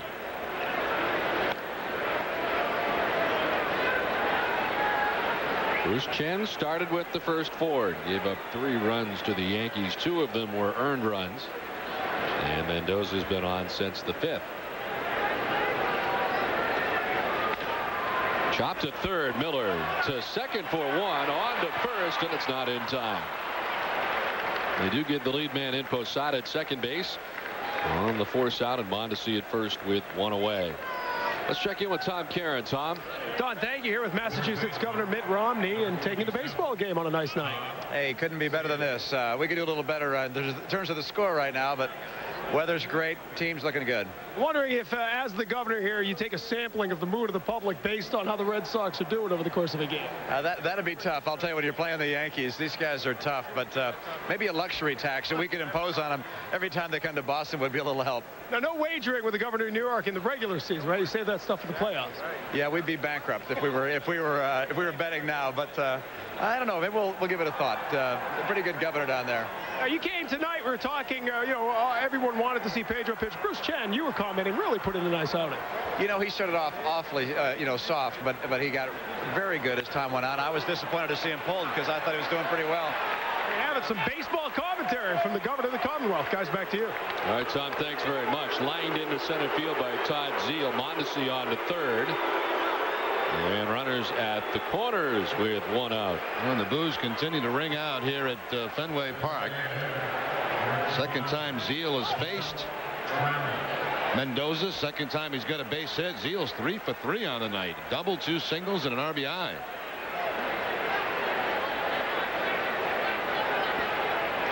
So quite a night for the number 8 hitter for the Yankees. And now Bubba Trammell will be coming up with runners at the corners and one down.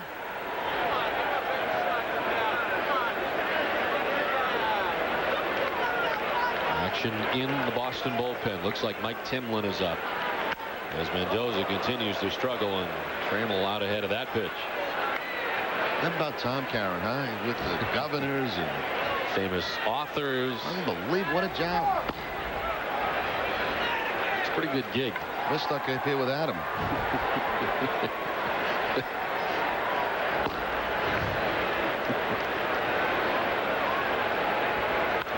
The one foul off the right side. But Adam is very productive. He does a terrific job up here with us. Adam Jupiter, who just graduated from Boston University. Yeah, but he's no governor and he's no writer. No, but he helps me. He's Adam. He is Adam, but he's very helpful.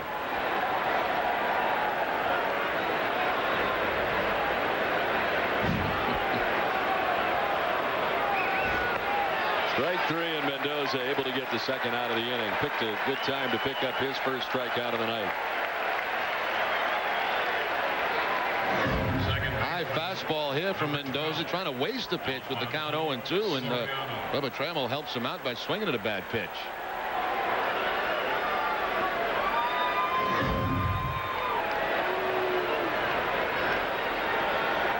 Here's Alfonso Soriano. Took the first pitch of this ball game out of the yard, up over the left field wall and off the stanchion out there. He has 2 hits tonight, 2 for 3. And bats with runners at the corners and 2 down.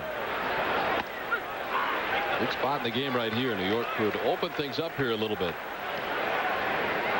It's been exceptionally good on the road this season.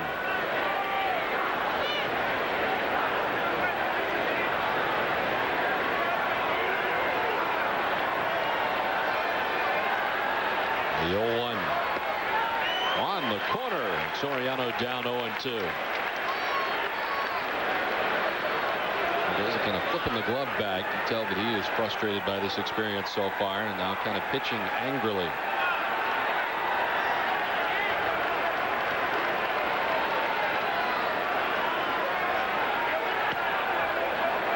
One and 2 to Soriano. We got another fracas down there, do we?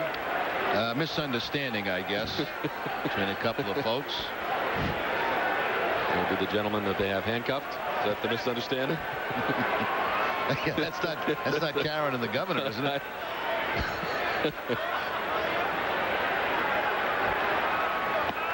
Got him. Big strikeout for Mendoza, and back-to-back Ks. Bottom of the 6th, 6-4 New York.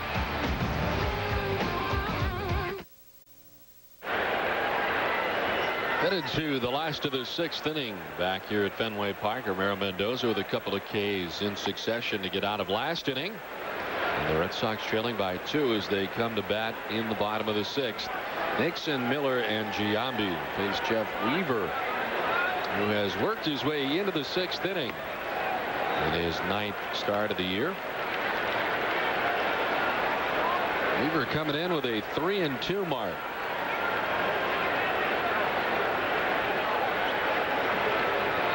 His longest outing this year, 7 2/3 innings. Did that in a victory against Toronto in a 4-0 combined shutout for the Yankees.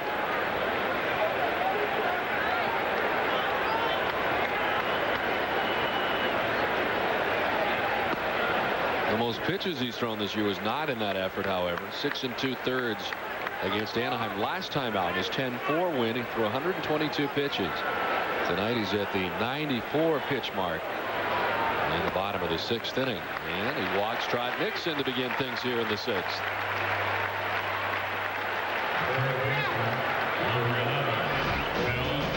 Red Sox baseball is brought to you by Dodge. You can take life as it comes. You can grab life by the horns. Dodge.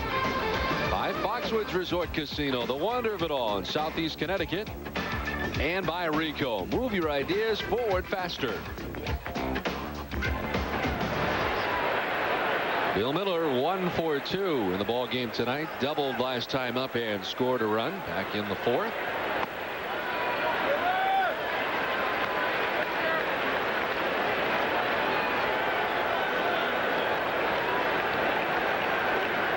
Bill Miller participating in his 37th game of the year with the Red Sox of a possible 45.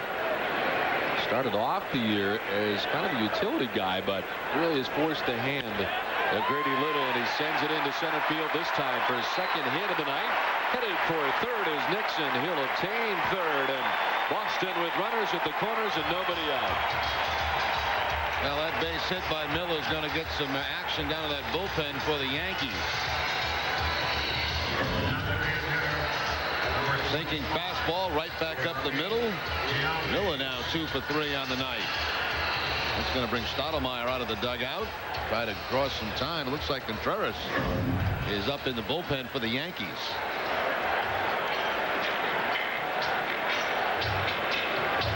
Well, if it is him, it looks like they're not going to waste any time in getting him back into Major League action. He is joined down there by a right-hander, Jason Anderson, who we saw last night, who was also just recently called up from Columbus.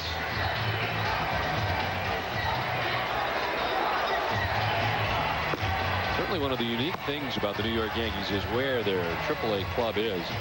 Most teams today trying to get as close as they can to their AAA ball club so that the transactions that take place are easily done. Certainly the relationship the Red Sox have had with Pawtucket is a simple one. You just jump on 95 and come here to Fenway. There's often been times where players have been here in time for the game, leaving McCoy Stadium during batting practice and getting here in time for the game. A little bit different when you call somebody up from Columbus, Ohio to New York. But they have done that twice in the last few days, and both those pitchers are up in the New York bullpen. As Jeff Weaver deals with Jeremy Giambi 0 for 1 with a walk.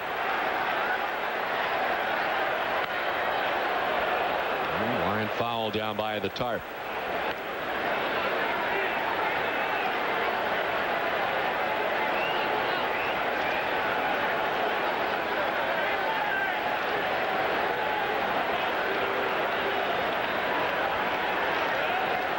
Weaver inching close to the century mark in terms of pitches tonight. He's thrown 98.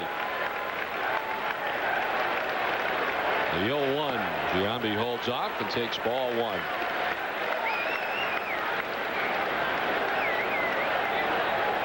One of 4 walks given up tonight by Jeff Weaver belongs to Jeremy Giambi.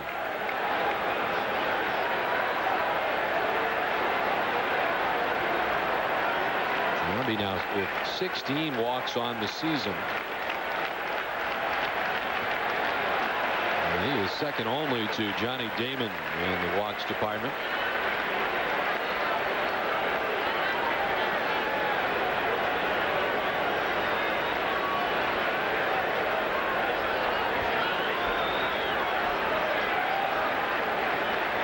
Runners at the corners, nobody out. The 2-1.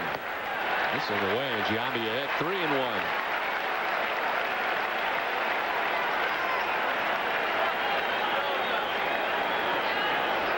Weaver retired the Red Sox 1-2-3 in the bottom of the 5th inning.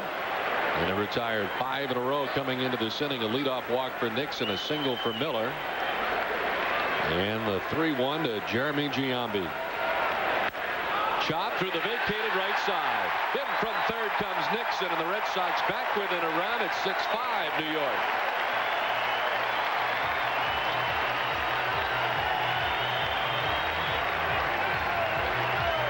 Jason Giambi with 2 RBI in the game. Jeremy Giambi picks up his first RBI. Finds that hole between first and second, and that's going to be the night for Weaver.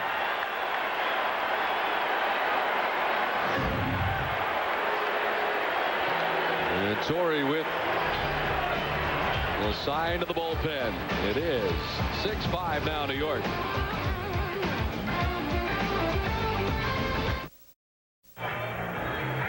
Back at Fenway, the Red Sox have closed the gap. It's now a 6-5 game here in the bottom of the 6th.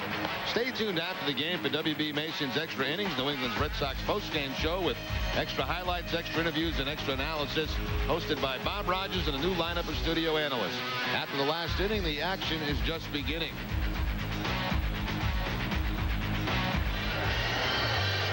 Jeff Weaver is gone, and on now for New York, just back from Columbus, right-hander Jose Contreras. He's made 5 relief appearances for the Yankees this year. Those are the numbers there. Of course, well documented. He went back to Tampa, Florida, worked on some mechanics, began to pitch again in the minor leagues. One appearance at AA Trenton.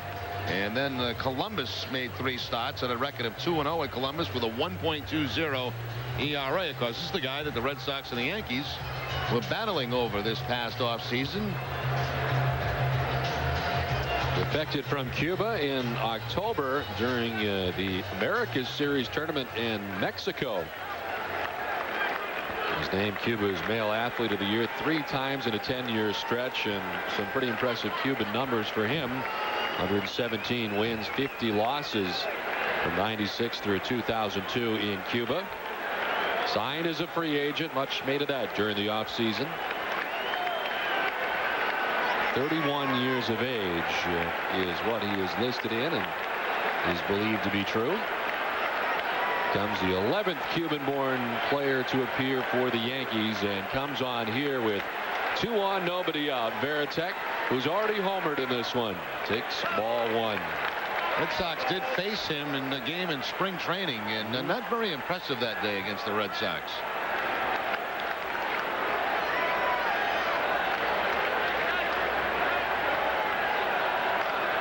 I think he's feeling that there was a lot of pressure on him and that he was a little overwhelmed early and opted to send him out. This one missing. And he's fallen behind 2-0. If you're worried about a guy who's overwhelmed, and to bring him in here at Fenway Park in this situation, they're certainly testing him here.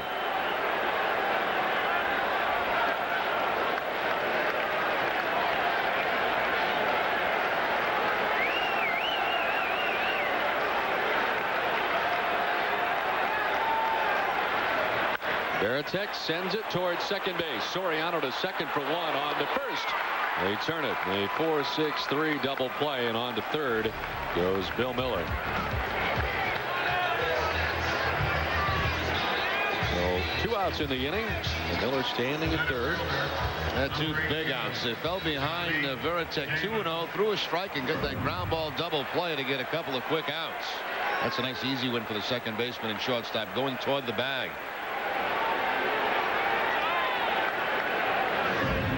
So spot here for Johnny Damon. He doubled in the first and scored a run, struck out in the second, and popped out to third in the fourth. The news tonight about Pedro Martinez. An MRI was done at St. Elizabeth's Hospital, and they have said that it is a mild lat muscle strain. Everything was stable, and rest has been the prescription, as this one is fouled outside of first, just outside the line. And Pedro will be listed as day-to-day. So I guess if you're looking for a silver lining, that is it.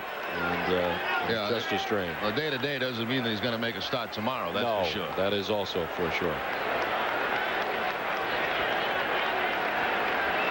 But at this point, he's not been placed on the DL. Fooled on that pitch is Damon. 1-2 the count.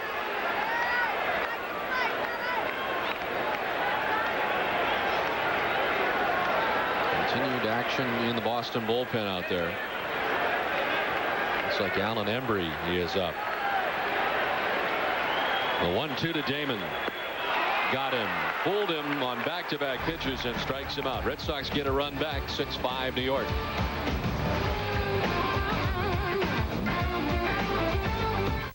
The Yankees have the lead. Well, each time the Red Sox catch a run of stealing on Nesson this season, you can enter to win a LoJack stolen vehicle recovery system for your car or truck at boston.com/Nesson. Simply enter the date, opponent, and the run of the Red Sox caught stealing at boston.com/Nesson, and you'll be entered in the LoJack caught stealing sweepstakes. Well, after 2 innings of relief from Ramiro Mendoza, in which he gave up 6 hits and 3 earned runs, struck out 2, the Red Sox will employ their third pitcher of the night, Alan Embry. 14th appearance for Embry, the record at 2-1. His second appearance of this series. Worked Monday against the Yankees, an inning in the third, allowing a couple of hits and no runs. Did have a strikeout against the Yanks. Has to face Derek Jeter, Jason Giambi, and Bernie Williams here in the top of the 7th inning. The Red Sox have narrowed the margin a tad as they pick up a run in the last of the 6th at 6-5 New York. But it seems like when the Red Sox have inched closer or even gone ahead, New York has come up with a big inning. And they come up with their big guns here in the top of the 7th inning. Jeter's 2 for 3 in this one.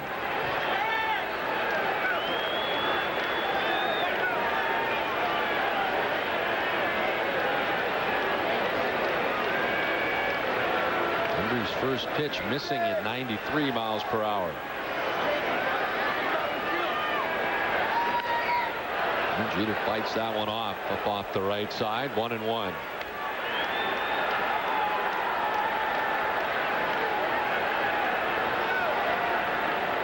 Oh, the spot start tonight by Bruce Chen. Red Sox able to get 4 innings out of him. Mendoza goes 2, and now Alan Embry on for the 7th inning. Again, sent foul off the right side. 95 miles per hour from Embry that time.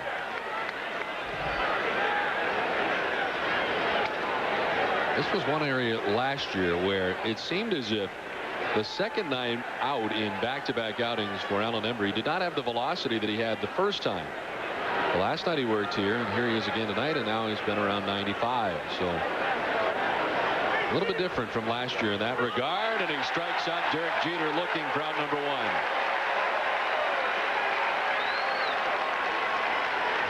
Nothing but fastballs from Embry to get Jeter. Gets him on a fastball right on the outside corner. No argument from Jeter.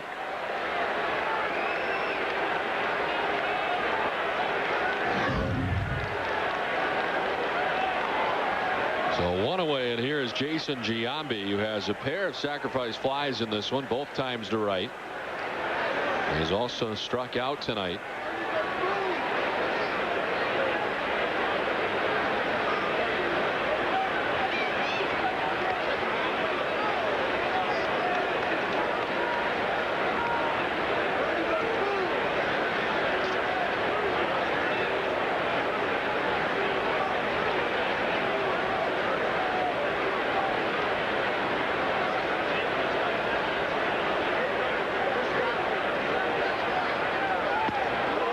Already on that cut. There's Embry able to get it by him at 93 miles per hour that time. Giambi has had all kinds of health problems to begin this season. A staph infection in both of his eyes, inflammation of his left eye, suffering a bruised left middle finger when he's hit by a pitch at the end of April at Anaheim.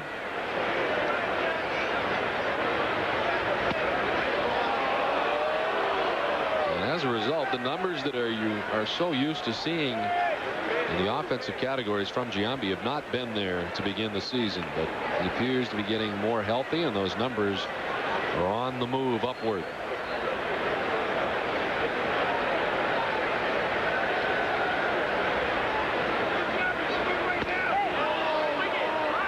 Did he go? They will not opt to check third. Veritek wanted him to, but Tim Sheedy did not.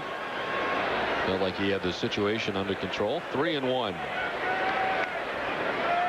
Giambi with 8 home runs so far this season. He had 41 of them last year in his first year in a Yankees uniform.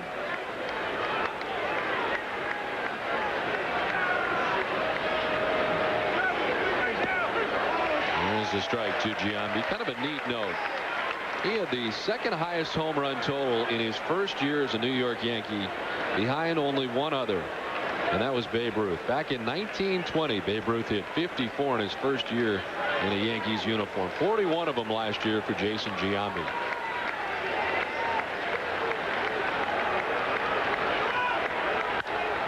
Popped up to left. Ramirez moving in and over towards the stands, and there's 2 down.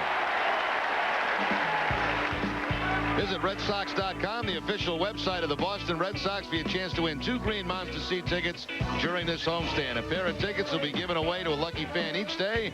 Log on to RedSox.com today for your chance to win. That was pretty good. I didn't know if you were going to be able to pull that one off. You couldn't find it right away. Well, they stunned me with promo, and I couldn't find the promo. It was in all my papers here. And buried in your area. You get a lot of promos, you know. I know. Sometimes they get lost. But we got it out there. Bernie Williams 0 for 3 tonight. He was 0 for 5 last night. Red Sox pitching has kind of stymied him through the first 2 games.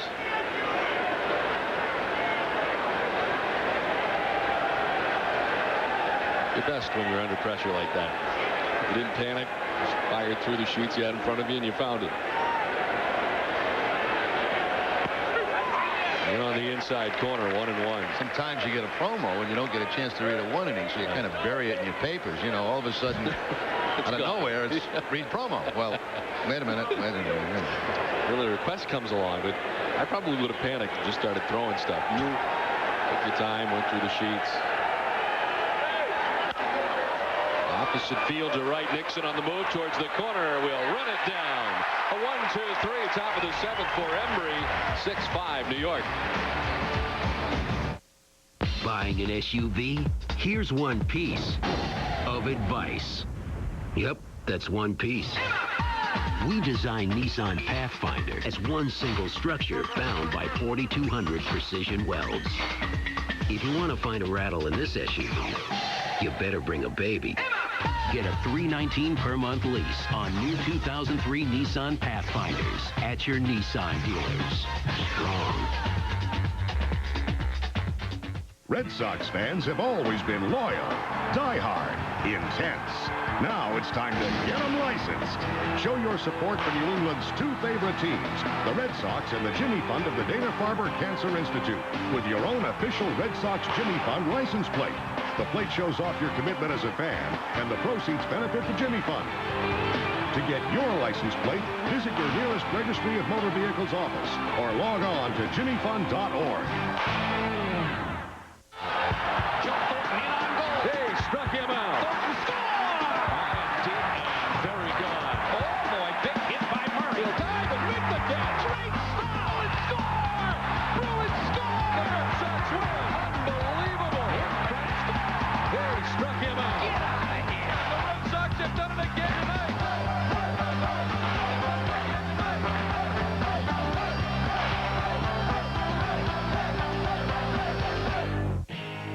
These are Ford F-Series trucks, the best-selling trucks in America for 26 straight years. And if you look again at Ford F-150 and Super Duty, it's obvious why. They're built Ford tough, and they come with more pulling power than any other trucks on Earth. And right now, you can get up to $3,000 cash back or 0% financing for up to 60 months on F-150 and Super Duty. Only at your New England Ford dealer. If you haven't looked at Ford lately, look again. 7th inning stretch, 6-5 Yankees. Now it's time for the Sam Adams good decision of the game, and the good decision made by Joe Torre. He removes Weaver from the game, brings in Contreras, and right off the bat gets the 4-6-3 double play. Looked like it could have been a big inning for the Red Sox. That kind of killed it. This report is brought to you by Sam Adams. Always a good decision. It's pretty good. An analyst and a reporter. Todd Walker leads it off and sends it foul off the left side.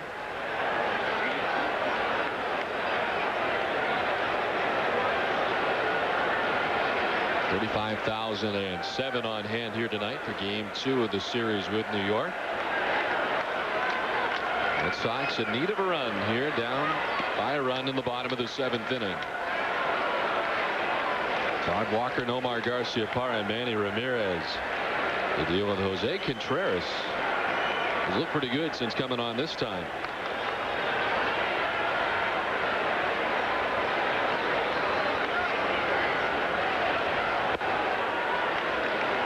And in 2-1 now to Walker. And watching Contreras down in spring training, it was fastball, slider, split-fingered fastball, and that's what he struck Damon out on last inning, the splitter.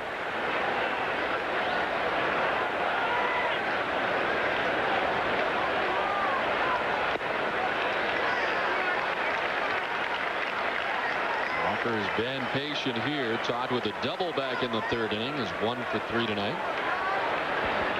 And ahead in the count, 3-1. Ball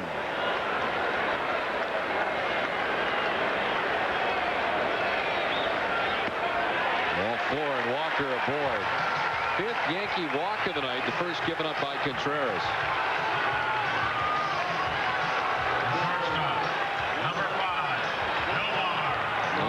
In the New York bullpen as Nomar Garciaparra makes his way to the plate. Nomar extended the hitting streak to 21 games with his double in the 3rd inning. He has driven in a pair tonight already.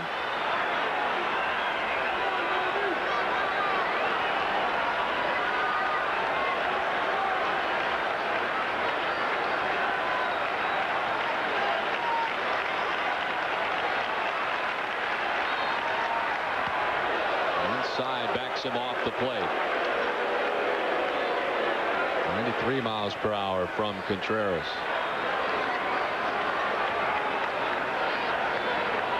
Yankees infield at double play depth with nobody out and Walker at first.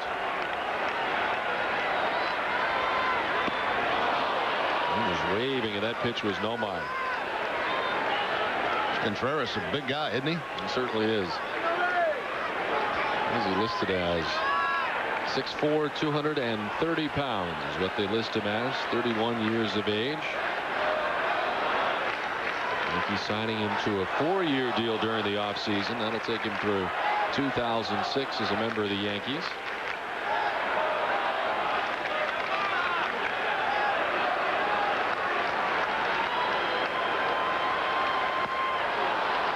Down 1-2. 95 that time, according to the gun. Yeah, that's the hardest fastball he's thrown so far in this game.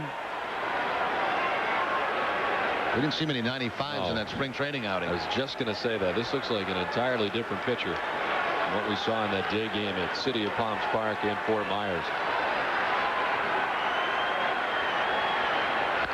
Nomar stays alive.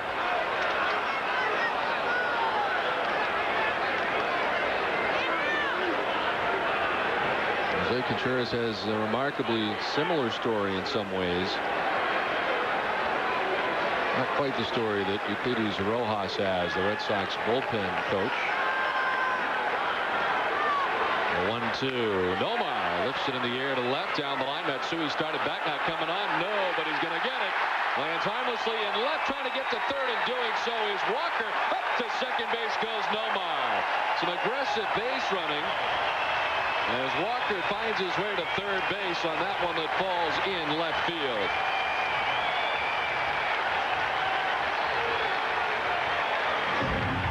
That's the splitter. It looks like you see that ball tumbling down. Nasty pitch, and this ball just blooped in between Matsui and Jeter. Now Matsui goes to 3rd, and that allows Garciaparra to get in the scoring position, the go-ahead run.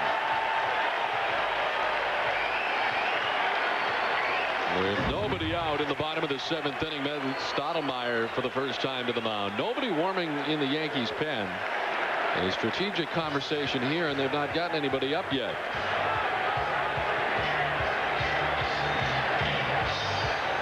So a walk and a nicely placed hit. And with that hit, Nomar Garciaparra has worked his average up to 300.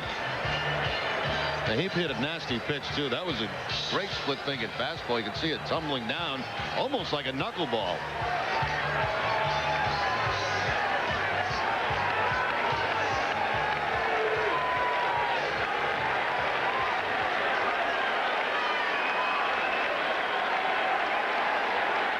And they're going to intentionally walk Ramirez with first base open.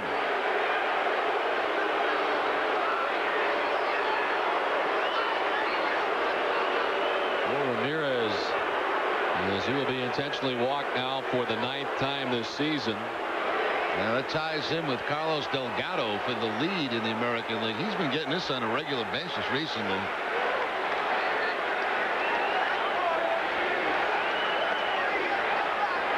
David Ortiz standing on deck will be next.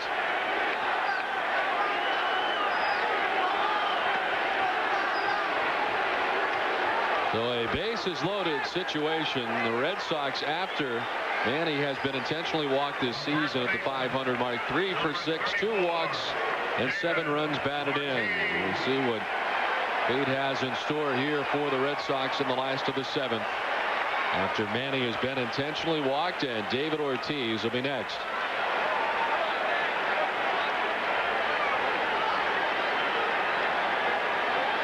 David with 1 career grand slam, and in this spot a 400 hitter.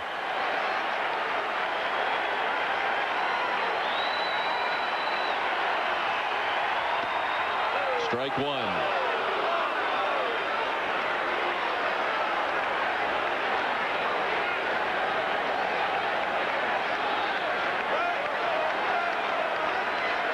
Walker at third, Garcia Parra at second, Ramirez at first. And Contreras in a jam.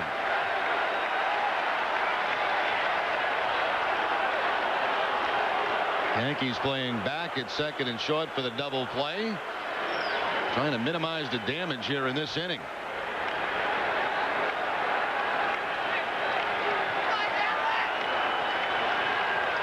Contreras brings the 0-1. Ortiz jacks it into the gap in left center field. It'll get down and roll to the wall. 1 is in, 2 is in. Ramirez will be stopped at third. The Red Sox retake the lead, 7-6.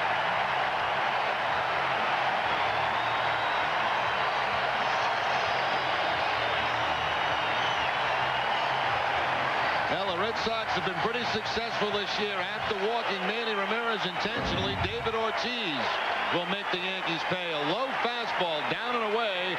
Ortiz does not try to pull it, just goes right with the pitch and gives the Red Sox the lead back.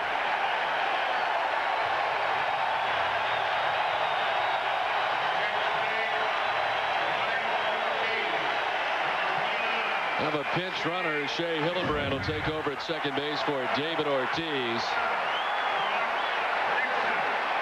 That's a big moments this year already, David Ortiz. The home run in extra innings in Anaheim comes to mind, and now a gapper to drive into in the bottom of the 7th inning to give the Red Sox the lead once again. Nixon with 2 in scoring position and still nobody out. Trot sends it to left. Matsui moving back. Front of the track will make the catch. From third comes Ramirez tagging and scoring. To third goes Hillenbrand, and the Red Sox add to their total on top 8-6.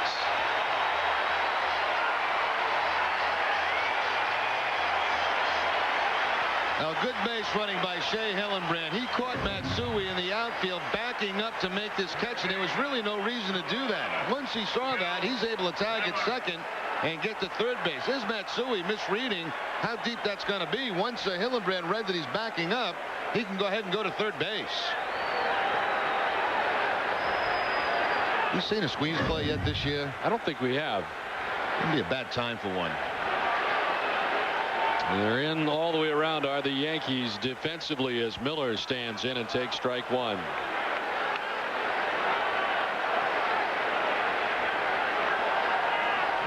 Shea Hillenbrand at third with 1 out in the inning. A 3-run bottom of the 7th inning so far. And now there's action in the pen. Double-barreled action at that for New York. Pulled on the pitch was Bill Miller.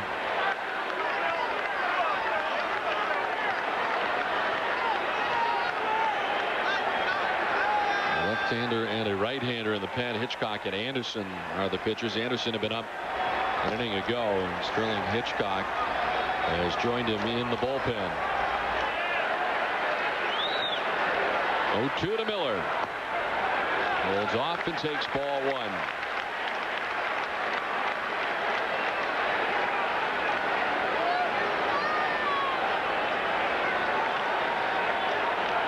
Contreras came on and got out of a jam in the 6th. He's created a jam here in the 7th that has led to 3 Boston runs. Going to minimize the damage now. Miller now tips it, stays alive.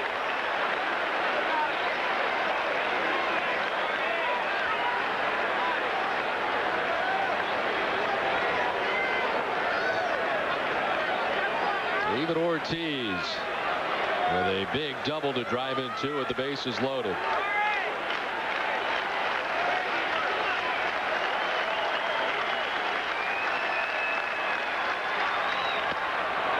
Evens up at 2-2 now to Miller. Contreras has thrown 29 pitches since coming on.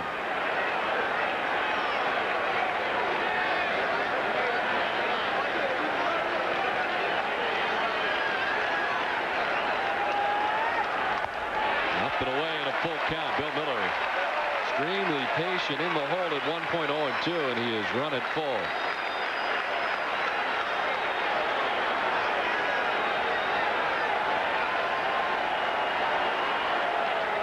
Action in the Boston bullpen as well. Right-handers up out there.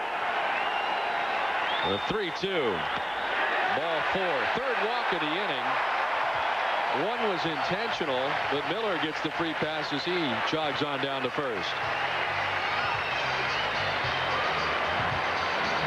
Coach Torrey looking at that lineup card. They know they have the left-handed Giambi up. He's trying to figure out if he goes get the lefty, who they going to pinch hit. And it'd probably be Kevin Millar.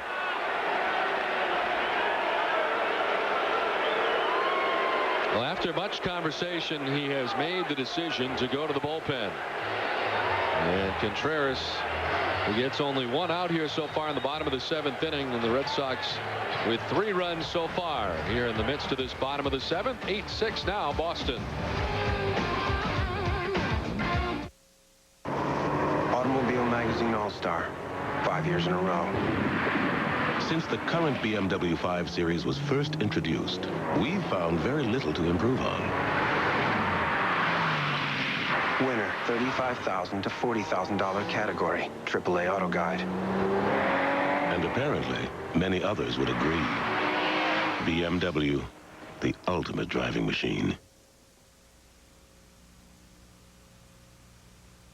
She's all you'd ever want. She's the kind I'd like to pump and take to dinner.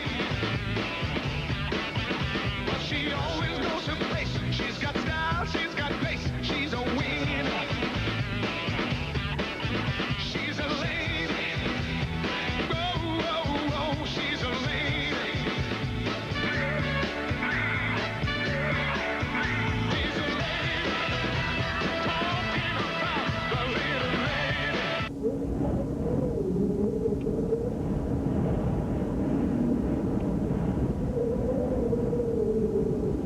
I hope it doesn't rain. Hey guys, come on in. Better get here early. It's Jeep Days with 0% financing or $1,500 cash allowance on Jeep Liberty. Plus get our 770 powertrain warranty. It all adds up to the best values in America. Check one out today. Back at Fenway, Red Sox have taken a lead 8-6. This copyrighted telecast presented by authority of the Boston Red Sox may not be reproduced or retransmitted in any form. In addition, the accounts and description of this game may not be disseminated without the express written consent of the Boston Red Sox. Contreras leaves after an inning and a third, responsible for the 3 runs that have scored so far, responsible for the runners on. Walked 3, 1 intentionally, did not strike anybody out. Sterling Hitchcock comes on from the Yankees bullpen. 9th appearance for Hitchcock. All of those out of the bullpen. He's 0-1 on the season in 12 2/3, 14 hits allowed and 4 earned runs. A couple of walks and 8 strikeouts. Opponents have hit 280 off Hitchcock. And as expected, Kevin Millar will pinch hit for Giambi.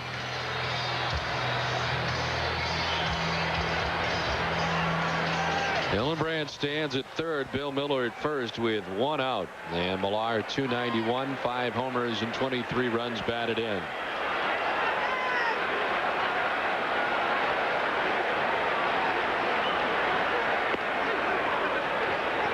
Hitchcock starts off the head. Giambi tonight had been 1 for 2 with an RBI and a walk, prior to being hit for by Millar here in the bottom of the 7th inning.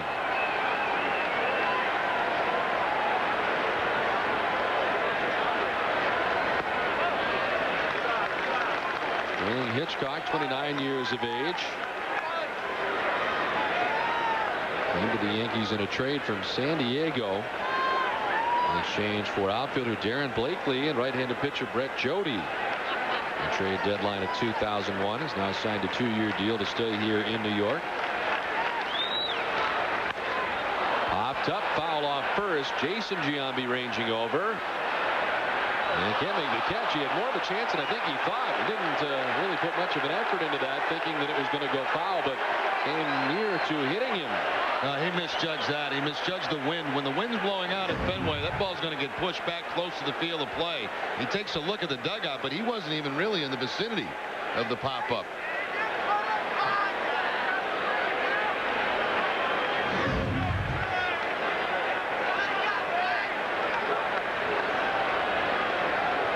Well, the 1-2 to Millar. He'll send it in the air to right down the line. Mondesi is heading over. We'll see if Hillenbrand will be tagging. Mondesi's got a monster arm.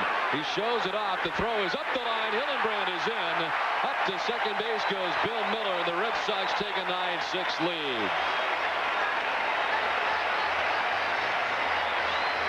Now, it looked like it was going to be a bang-bang play at home, but watch the way Mondesi catches his ball, almost flat-footed.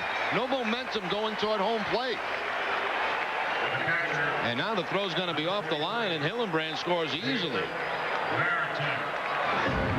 Usually, when you get that much time, you get some momentum going toward home, and it gives you a chance to make a more accurate throw.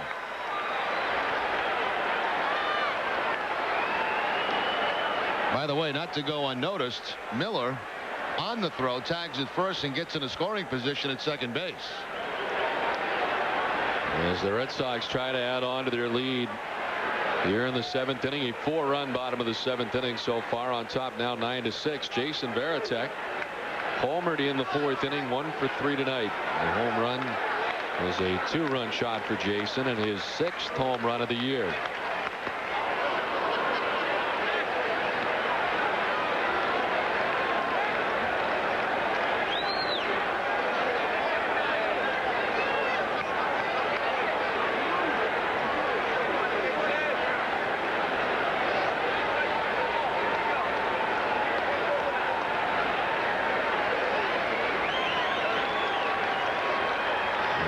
Varitek.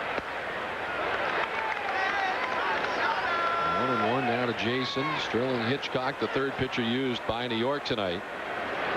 And Miller stands at second base. Still the responsibility of Jose Contreras, the right-handed pitcher who departed. And charged with 4 runs so far in his inning in the 3rd of work tonight out of the Yankees bullpen.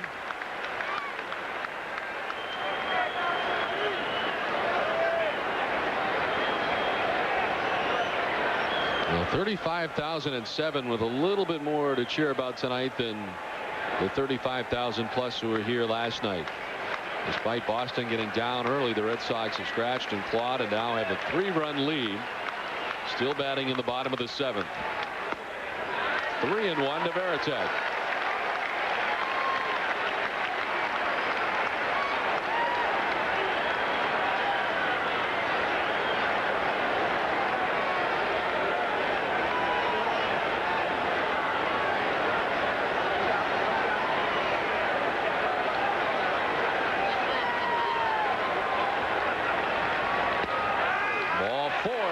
The walk. It is the 4th walk of the inning given up by New York.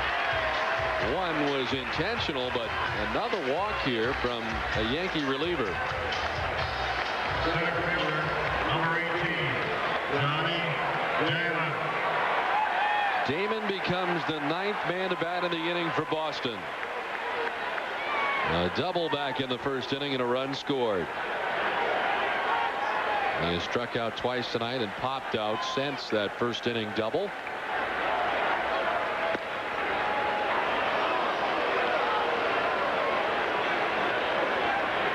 Red Sox have had right-handed action up in the bullpen. It looked like Timlin a little bit earlier. And it is still Mike Timlin up in the bullpen. Alan Embry pitched a perfect top of the 7th inning. And it looks as if we will see Timlin in the top of the 8th. And they're still with that arm wrapped. See what they got coming up. Matsui will lead off the inning, then Posada and Mondesi. They may leave him in there to face Matsui.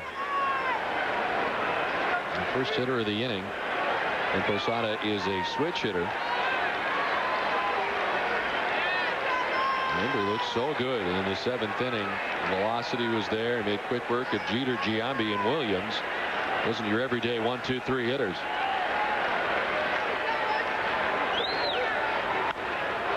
Fouled off the left side. Still 0-2 to Johnny Damon.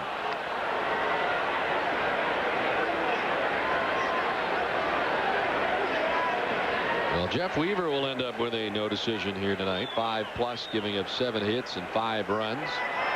Walked 4 and struck out 2, and his record will be intact, 3-2.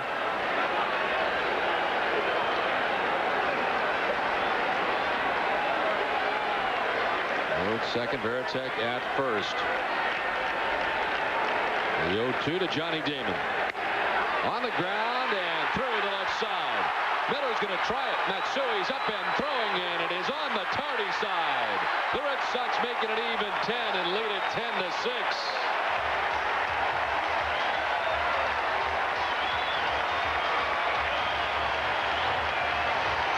Now Johnny Damon is starting to get hot. Battles tough against the left-hander, finds that hole between third and short. That's a nasty pitch. That ball down and away. Looks like it was off the plate. Still gets it by Todd Zeile. Throw from Matsui is gonna. Looks like it hits Miller as he's coming in to score. And caroms by Posada. So the Red Sox have batted around. Todd Walker began the inning with a leadoff walk, and here he is again. Popped up to left center field pretty well. Matsui moving in and to his left and makes the catch to end the inning. Red Sox sent 10 men to the plate, score 5 times and lead at 10-6.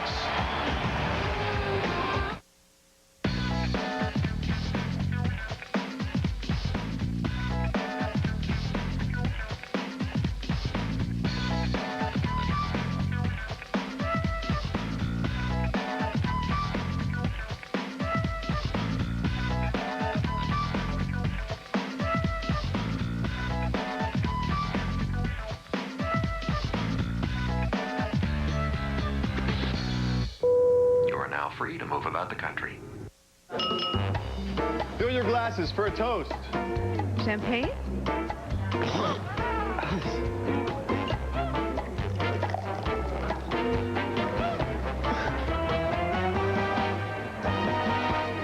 Good move.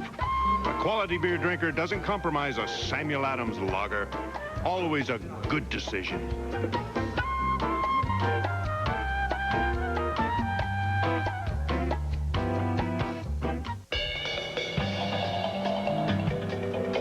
Behind him is a 400-square-foot deluxe bachelor with a partial view. In front of him is a junior executive semi-private with no view. But right now, life is perfect. On the open road, in complete control of an Acura RSX. One of Car and Driver's 10 best. Fenway's the place to be this season. But if you can't be there, be here. Nesson, your home at home for Red Sox baseball. Featuring Don Orsillo and Jerry Remy in the booth. Daddy is up and it is good! Oh my goodness. And studio host Bob Rogers managing a new lineup of pre- and post-game analysts. They struck him out. Boston Red Sox baseball on Nesson. If you can't be there, be here. Tomorrow night, Sox-Yankees coverage at 6:30 on Nesson.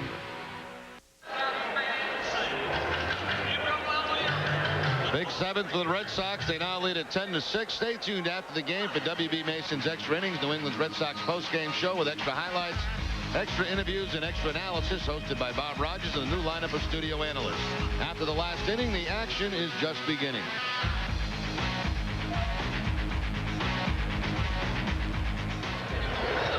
Jay Hillenbrand stays in the game and takes over at first base, the spot David Ortiz had, and Boston will indeed change pitchers as Mike Timlin comes on. 18th appearance for Timlin. His record stands at 3-2. He picked up a loss on Sunday against Anaheim.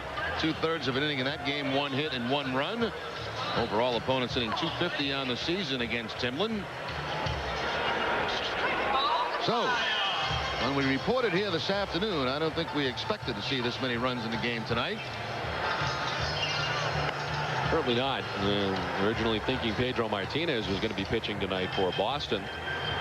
But a 10-6 Red Sox lead. They come up with 5 in the bottom of the 7th inning, and still a ways to go here as we head to the top of the 8th inning.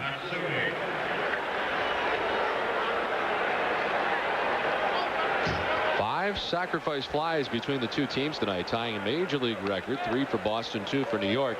16th time that it has happened. That's a major league record, huh? 5? Apparently it is. The last time was May 9th of 2002. Doesn't seem like that many. Fouled off the left side.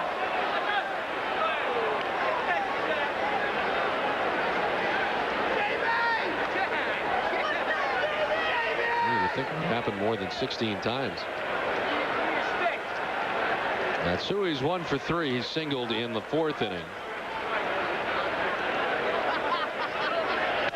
Broken back grounder softly towards Walker. He will throw out Matsui for out number 1. Let's check in with Tom Caron. Tom? Don, thanks. Our Citizens Bank, not your typical fan, Nick Sumita, who lives in Lexington, Massachusetts. But your father is still back in Tokyo, and you just talked to him on the phone. He's watching this game there tomorrow morning there, and he's a big Matsui fan, as so many people in Tokyo are. Yes, he's a big fan of Yankees. And you're not. You're a Red Sox fan. I'm a Red Sox fan. I lived in Lexington for 5 years, and I'm a big Red Sox fan. How big, how popular is Matsui back in Tokyo? I think he's really, he's like number 1. Ichiro, Matsui, they're both number 1. But in Tokyo, you were telling me more Matsui. In Tokyo, Matsui's number 1, yeah. Now, I want to ask you, Jerry, before the game, tells everybody in Spanish to have a nice evening and enjoy the game. How would you say good evening, enjoy the game in Japanese?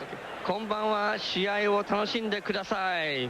All right, there you go, Jerry. Work on that one. He's our Citizens Bank, not your typical fan. Jerry, I want to see you come up with that one. That would be outstanding. I got kumbaya. That's about it. Posada sending this one deep and far to right center field. Back goes Damon, and he won't get it. Beyond the Boston bullpen, a home run for Posada, his 11th of the year. And the Yankees draw closer. It's now 10-7 Boston. Well, Posada now jumps into the league leaders in home runs with number 11, RBI number 32 for Posada. Jumps on that fastball from Timlin and up over the Red Sox bullpen for the home run. He joins Alfonso Soriano as New York with 2 home runs tonight and 68 on the season through the first 45 games of the year. On the ground towards Walker off the bat of Mondesi, and they make quick work of him. 2 down.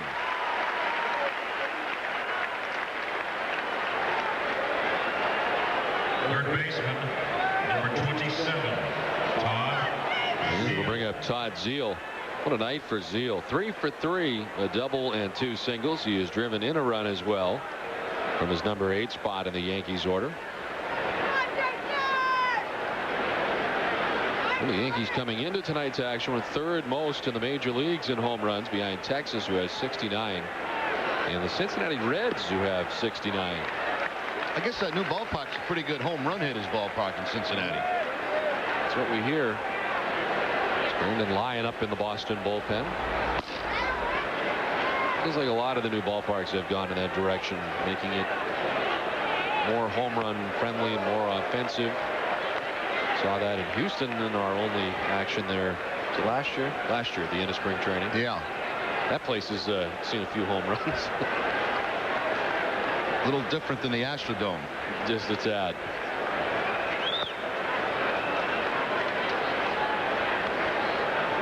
Rick Sutcliffe was here last night with ESPN, and he was saying that you could make a few mistakes in the Astrodome and get away with it.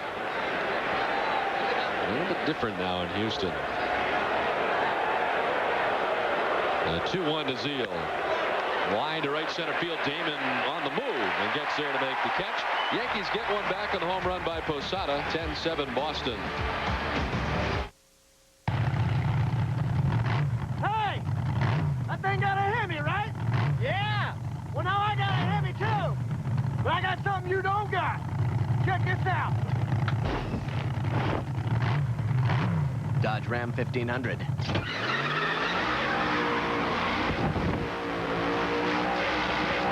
Hemi legend continues. Grab Dodge's 770 powertrain limited warranty, plus 0% financing or $2,500 cash allowance. Ford, Chevy, and Toyota don't match this. Millar sends it deeply to center field. Welcome to Boston, Kevin Millar. Way back in a monster shot for Kevin Millar. Looks up, Millar goes yard. Red Sox take a 9-8 lead in the top of the 16th inning. Struck well to left. Up towards the monster seats and a monster mash for Kevin Millar. Makes it look easy, doesn't it? Good seats are still available by calling 877 Red Sox 9. If you missed Sports Plus Wednesday night, you missed great sports talk and a whole lot of this. Of course, there's a new sheriff in town, and it's up to Danny Ainge now. What kind of style do you really want to play? Because I want to run. Do you want to run? If he says yes, then you give him a new contract. I think there's a lot of difference between team playing and team building. It is. Yeah, right.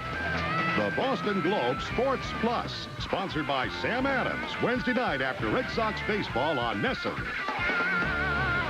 Live, local, late breaking. If this isn't reality TV, yes, it is. It's news to us. Sox winning 6-5. Red Sox baseball on NESN. Get real. Go Sox. Reality TV at its most competitive. Two teams compete. Strategy helps, but only one survives. Red Sox baseball on NESN. Get real. Go Sox. Don Orsillo and Jerry Remy back at Fenway Park as we get ready for the last of the 8th. Let's take a look at the numbers in this one. Jason Varitek with a 2-run home run, his 6th. Ortiz and Garcia Parra with a couple of ribbies each. 5 total sac flies in the game, tying a major league record done 16 times. Contreras went an inning and a third, giving up 5 runs, all earned, and that all happened in the bottom of the 7th inning. Bruce Chen, tonight's starter in lieu of Pedro Martinez. 4 innings, 3 runs, 2 earned. 4 hits. Struck out 2 and walked one, the starter. Not part of the decision tonight as the Red Sox have had to go to the bullpen. The Yankees go to the pen again. And here's Juan Acevedo on. 21st appearance for the Yankees. Had 5 saves. He was the closer when Mendoza was not available to him. Last year, 28 saves for the Tigers. Signed a minor league contract with the Yankees in the offseason. Nomar 2 hits, 2 RBIs tonight as he sends this in the air to shallow center field. Alfonso Soriano out, and he makes the catch for out number 1.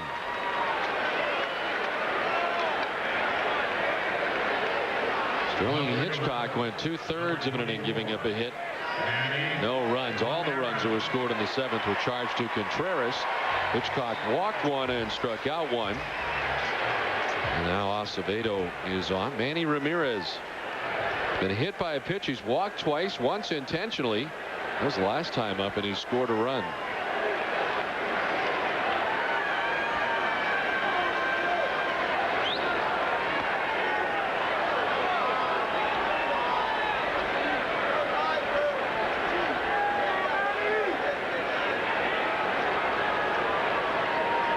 Looks a bit like the Heisman pose, doesn't it?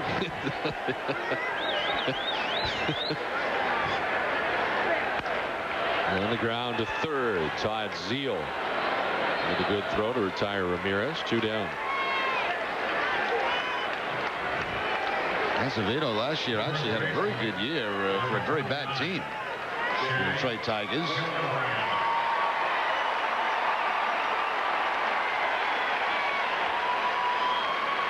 Well, Jeff Weaver knows all about that. The Yankee starter put up some pretty good numbers there despite some very bad teams in Detroit. Shea Hillenbrand, who ran for David Ortiz after he doubled in the 7th inning, and Shea batting for the first time tonight takes strike 1.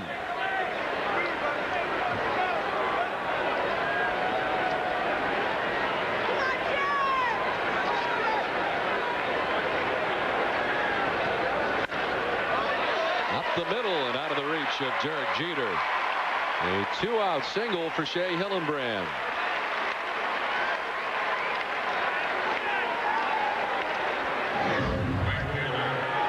Hillenbrand continues to do damage against the Yankees. At a first at bat of the game tonight, picks up the base hit. Everybody in the lineup has a hit with the exception of Ramirez. Nixon has a sacrifice fly but does not have a hit.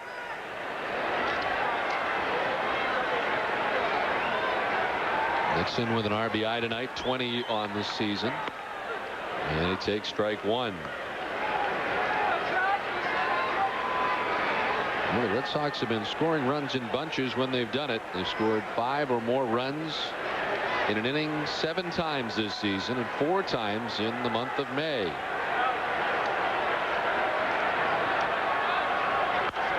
Nixon pops this up. Posada and Zeal chasing. Zeal in front of the Yankees dugout with the catch. And the final out of the inning. 10-7 Boston.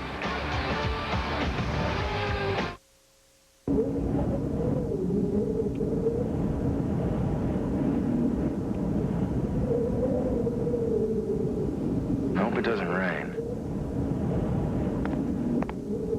Hey, guys. Come on in. Better get here early. It's Jeep Days with 0% financing or $1,500 cash allowance on Jeep Liberty. Plus, get our 770 powertrain warranty. It all adds up to the best values in America. Check one out today. Red Sox fans have always been loyal, diehard, intense. Now it's time to get them licensed. Show your support for New England's 2 favorite teams, the Red Sox and the Jimmy Fund of the Dana-Farber Cancer Institute, with your own official Red Sox Jimmy Fund license plate. The plate shows off your commitment as a fan, and the proceeds benefit the Jimmy Fund. To get your license plate, visit your nearest Registry of Motor Vehicles office or log on to jimmyfund.org. Live, local, late breaking. If this isn't reality TV, Yes, it is. it's news to us. Sox winning 6-5. Red Sox baseball on Nesson. Get real. Go Sox. Reality TV at its most competitive. 2 teams compete. Strategy helps, but only one survives. Red Sox baseball on Nesson. Get real. Go Sox. Think there are any SUVs that compare to Ford Explorer? Look again. Explorer XLT 4x4 is available with no-charge third-row seats, independent rear suspension, V6 engine, automatic, AC, and more. Now through June 4th, get Explorer with 0% financing for 60 months. Plus, we'll match your $1,000 down payment. That's 0% for 5 years, plus we'll match your $1,000 down payment. Get to your New England Ford dealer now. If you haven't looked at Ford lately, look again. Red Sox baseball is brought to you by Southwest Airlines. By your New England Ford dealers. If you haven't looked at a Ford lately, look again. And by Bernie and Phil's. Let our family make your family comfortable. On to the top of the 9th inning, and the Red Sox closer is on, Brandon Lyon. Lyon a perfect 5 for 5 in save opportunities this season. The record stands at 1-1, appearance number 20. Robin Ventura pinch hitting to begin the inning for Bubba Trammell, the number 9 hitter in DH, who had been 1 for 3 tonight. Ventura 288, 7 homers and 20 runs batted in. And down 0-2. A 3-run lead in which to work with for Brandon Lyon tonight.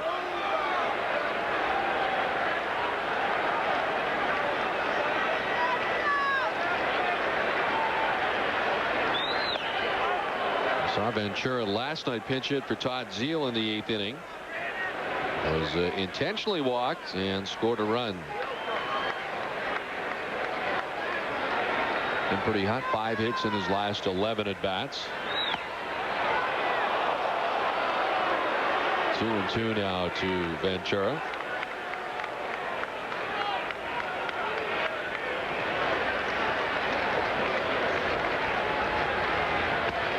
Strike 3. Brandon Lyon gets his 9th inning off to a great start as he strikes out Robin Ventura. Stops that fastball inside, puts a little tail on it, and it picks up the inside corner for the strikeout.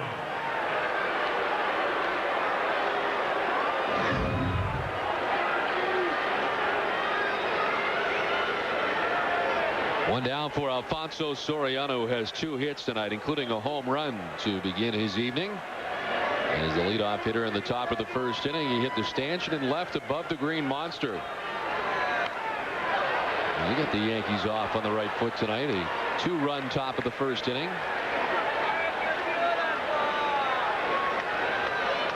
The Red Sox have scratched and clawed all night, and the big 5-run bottom of the 7th inning is the Red Sox now lead it 10-7. Soriano down 0-2. This would be great for Brandon Lyon to be able to come on here and enjoy a 1-2-3 ninth against the New York Yankees. Soriano bats down. Jeter waits on deck.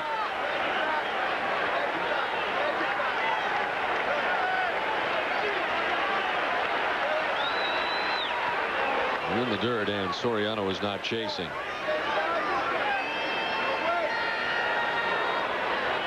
Yankees have had their struggles at home, just 1 game over 500 at 11-10, but their road record can be matched by no other team in the major leagues right now. 17-6 are the Yankees on the road. The Red Sox would love to hand them their 7th loss of the year away from Yankee Stadium.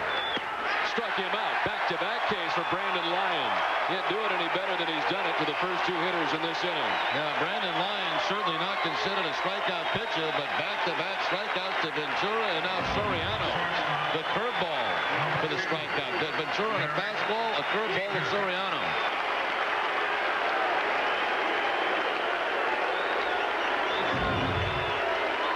Well, this will bring 35,007 to their feet at Fenway Park, as Derek Jeter stands in with 2 down in the 9th.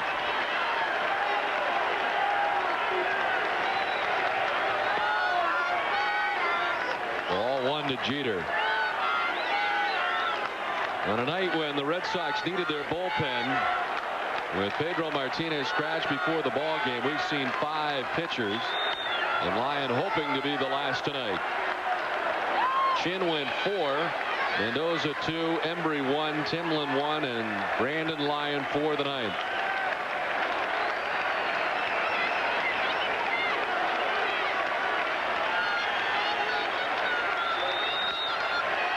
And the Yankees down to their last strike.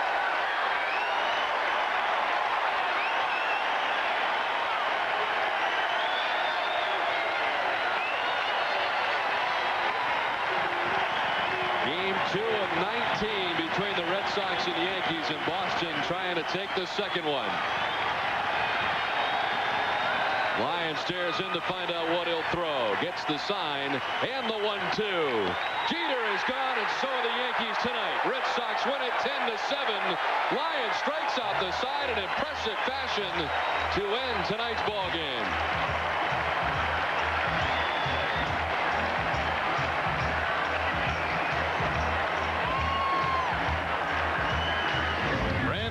Striking out the side here in the top of the 9th. The fastball down and out of the zone. Jeter can't hold up, and the Red Sox come away with the win in Game 2 of this 3-game series. The Red Sox with the victory better their record at 28-17. The 2 teams tied again atop the AL East as a result of the Boston win tonight in front of 35,007, and an impressive come from behind victory for the Red Sox tonight. The Foxwoods chance play of the game, the double by David Ortiz against Contreras. This is the 7th inning. Opened up a big inning for the Red Sox where they scored 5. That's the Foxwoods chance play of the game.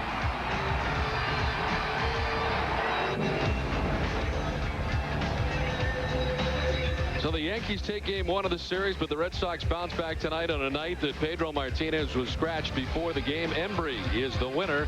The loss goes to Contreras, and the save for Brandon Lyon, his 6th, as the Red Sox win tonight 10-7. For Jerry Remy, Don Orsillo saying so long from Fenway. Now it's time for the W.B. Mason's Extra Innings with Bob Rogers and Dennis Eckersley. All right, Tony, thanks very much. And we're all tied up again atop the American League East. This was a terrific win for the Red Sox tonight because on so many fronts they were facing adversity. Well, I think right away in the first inning they're down 2 runs. And after last night, after a bad first inning, we're thinking, oh, no, and we've got the whole bullpen ahead of us because we don't know how long our starter is going to last. But nothing that 5 runs in the 7th inning can't solve is what it's about. We'll take it, especially getting to Mr. Moneybags, Jose Contreras. Good night for the Red Sox at Fenway Park before more than 35,000. WB Mason's Extra Innings is coming up next. We're also going extra tonight, the full hour Extra Innings Extra 2.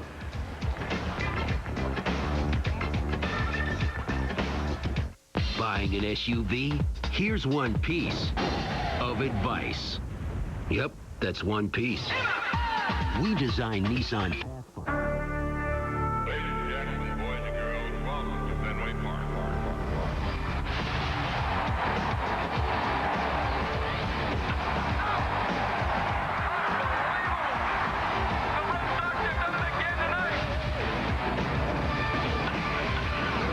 For over a decade, the Rocket rewrote the Red Sox record books. I'm going to stand up.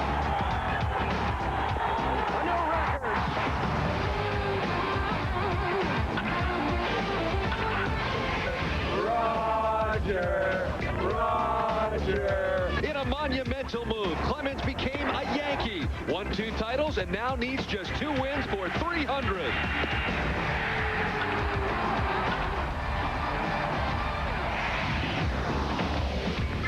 Live from Fenway Park, Nesson presents Boston Red Sox baseball. Tonight, the Red Sox take on the New York Yankees.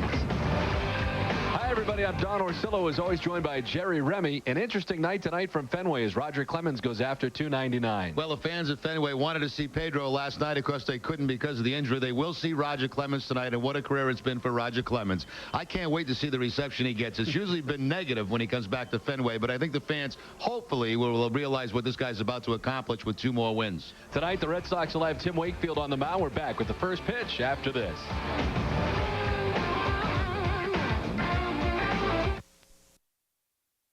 West Airlines. By your Boston area Lexus dealers, putting the world on notice again. And by Citizens Bank, not your typical bank. And good evening, everybody. Welcome back to Fenway Park. Don Orsillo and Jerry Remy on a chilly, raw night. No precipitation at the moment, but the wind is blowing in from left center field, and kind of a raw feeling here tonight at Fenway Park as the Red Sox and Yankees get ready to wrap up this first series of the season. And of course, tonight is the rubber game of the 3-game series after the fine victory last night for Boston. Everybody with the jackets on here tonight, and of course, perhaps drawing closer to history, Roger Clemens going after victory number 299 here tonight. Roger, when he went out to the bullpen, it was sort of mixed, but there were a lot of boos here in the ballpark, and I know that's something that perhaps you're a little disappointed about, but we will talk about that in a moment. Let's take a look at some of the incredible numbers for Roger Clemens. From 84 through 96, of course, with the Red Sox, 192 wins, tied with Cy Young, the one and only Cy Young. 2,590 strikeouts, 220 strikeout games, 3 Cy Young awards in a Red Sox uniform, and of course the 1986 AL MVP. And overall in his career, an amazing 6 Cy Young awards and 298 wins. It puts him 21st all time on that list. And some smattering of boos here at the ballpark. Yeah, it's been pretty much, Don, the same reception he's received every time that he's come back as a visiting pitcher, when it was with Toronto and, of course, now with the New York Yankees. And it doesn't surprise me that that's the reaction, and I'm sure that's going to be the reaction for the remainder of the night. But I also think, down deep, that the fans here in New England, as much as they like to get on Rogers, certainly appreciate what he's been able to accomplish, not only in a Red Sox uniform throughout his career, but when he went up to Toronto, and also what he's done for the New York Yankees. I mean, you're getting the privilege of watching one of the best pitchers in the history of baseball. Roger the other day had the opportunity to talk about what kind of emotions he's had coming into tonight's game, if any. My emotions are the same here than any other start, other than the first time I came back. I mean, it was unlike anything else to get out of your car and go to the visiting dugout when I was a Blue Jay, and everything that I did that time. After that, it's been, pretty much the same, other than when you're a Yankee. I mean, they talk about getting booed or cheer, whatever. We get that at every stadium we go to. So it happens, and again, you can look at it as a respect if you want to. Well, an interesting night here tonight at Fenway Park, and a chilly one at that. The lights are on, and the Red Sox are taking the field.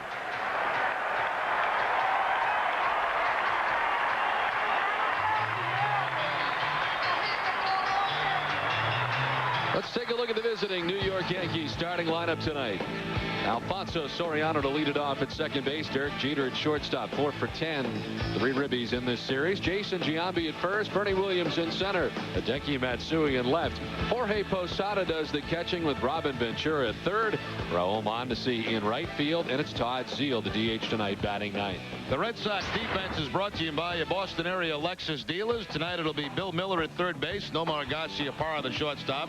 Todd Walker at second and Shea Hillenbrand at first. Left to right, Manny Ramirez, Johnny Damon, and Trot Nixon. Doug Mirabelli, who does all the catching for Tim Wakefield behind the plate. And on the mound, Tim Wakefield making his 9th start, the record of 4-1 against the Yankees in his career. He's 4-6 with a 1 career save against New York. Last time out, a no decision against Anaheim. Went 6 innings in that game, gave up 6 hits and 3 earned runs. The Red Sox eventually lost that game 6-5. And the 4-man crew tonight consists of Dan Iasanya behind the plate, Alfonso Marquez at first, Rick Reed at second, and Tim Sheeta, the umpire, at third. Let's check tonight's game notes, brought to you by New England Toyota dealers. Clemens, 106-42 since 1997. The Red Sox 10-plus hit games in 28 of 45 games this season. And the Yankees, they've been struggling. 3-8 in their last 11 games. They came out quickly in game 1 of this series, won that one. They came out quickly last night, but the Red Sox bounced back to pick up the win in game 2 of this series. Where available, tonight's broadcast can be heard in Spanish by using the SAP function on your TV set. Buenas noches, amigos. Alfonso Soriano in on the right side to face Tim Wakefield. Soriano hit the first pitch of last night's ball game off the light tower in left, and got the Yankees off to a fast start. In fact, each of the first 2 games, they've come up with runs in the top of the first inning. 5 in game 1 and 2 last night. Soriano at .313, 13 homers and 33 runs batted in. His home run total has him 1 off the leader in the American League. Juan Gonzalez currently leading the AL. The Texas Rangers outfielder with 14 home runs.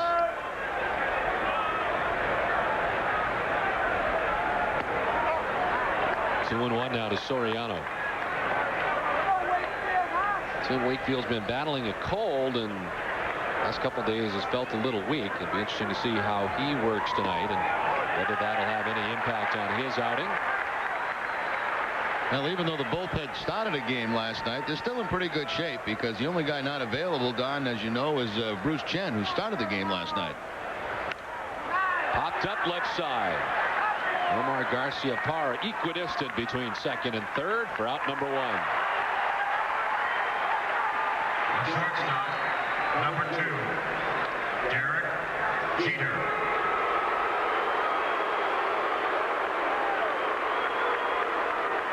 One down for Derek Jeter, totaling the .351 batting average. No homers and 5 runs batted in. Long time on the DL with the dislocated shoulder that occurred on opening night against Toronto at Skydome.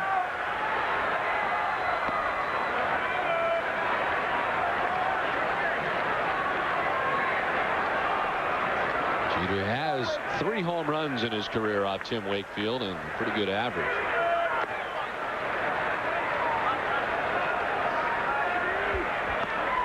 Jeter was 2 for 5 here last night, scored a run, drove in a run, and had a stolen base.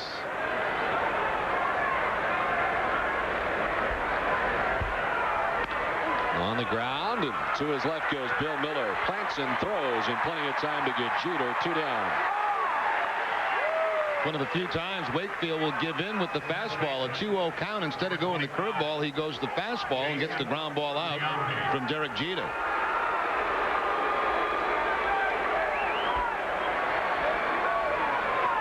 Jason Giambi with an average you don't expect to see next to his name. 201, 8 homers, and 27 runs batted in.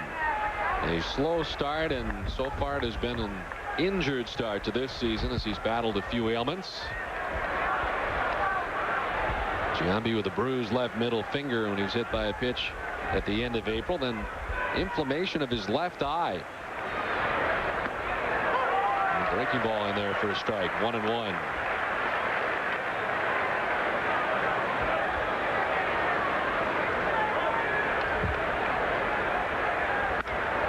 the air to right. Nixon is headed back. This is carrying very well. It'll carry itself out of the ballpark. A solo home run to right field for Jason Giambi, his 9th. And for the 3rd consecutive night, the Yankees have scored in the 1st.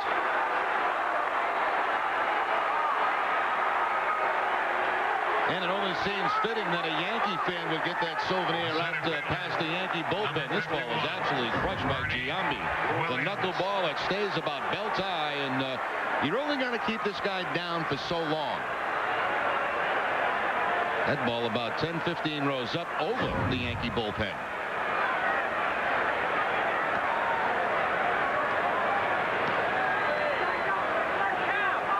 Bernie Williams with 2 outs and a run in. 292, 7 homers and 31 runs driven in. As he hacks at that one to even the count at 1-1. Yeah, Bernie, the switch hitter, elects to hit right-handed against Tim Wakefield. .250 career hitter against Wakefield with 1 home run. Williams is 0 for 9 in the series and has struggled. 3 hits in his last 24 at bats. Looking for his first hit of this series against the Red Sox. There's a strike. 2-2.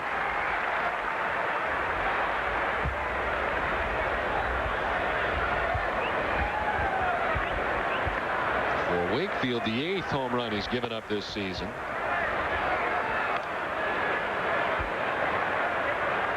He leads the staff in that category. As Jason Giambi has taken him deep in the 1st. Bernie Williams strikes out. Yankees get a run. They get 1. Red Sox coming up.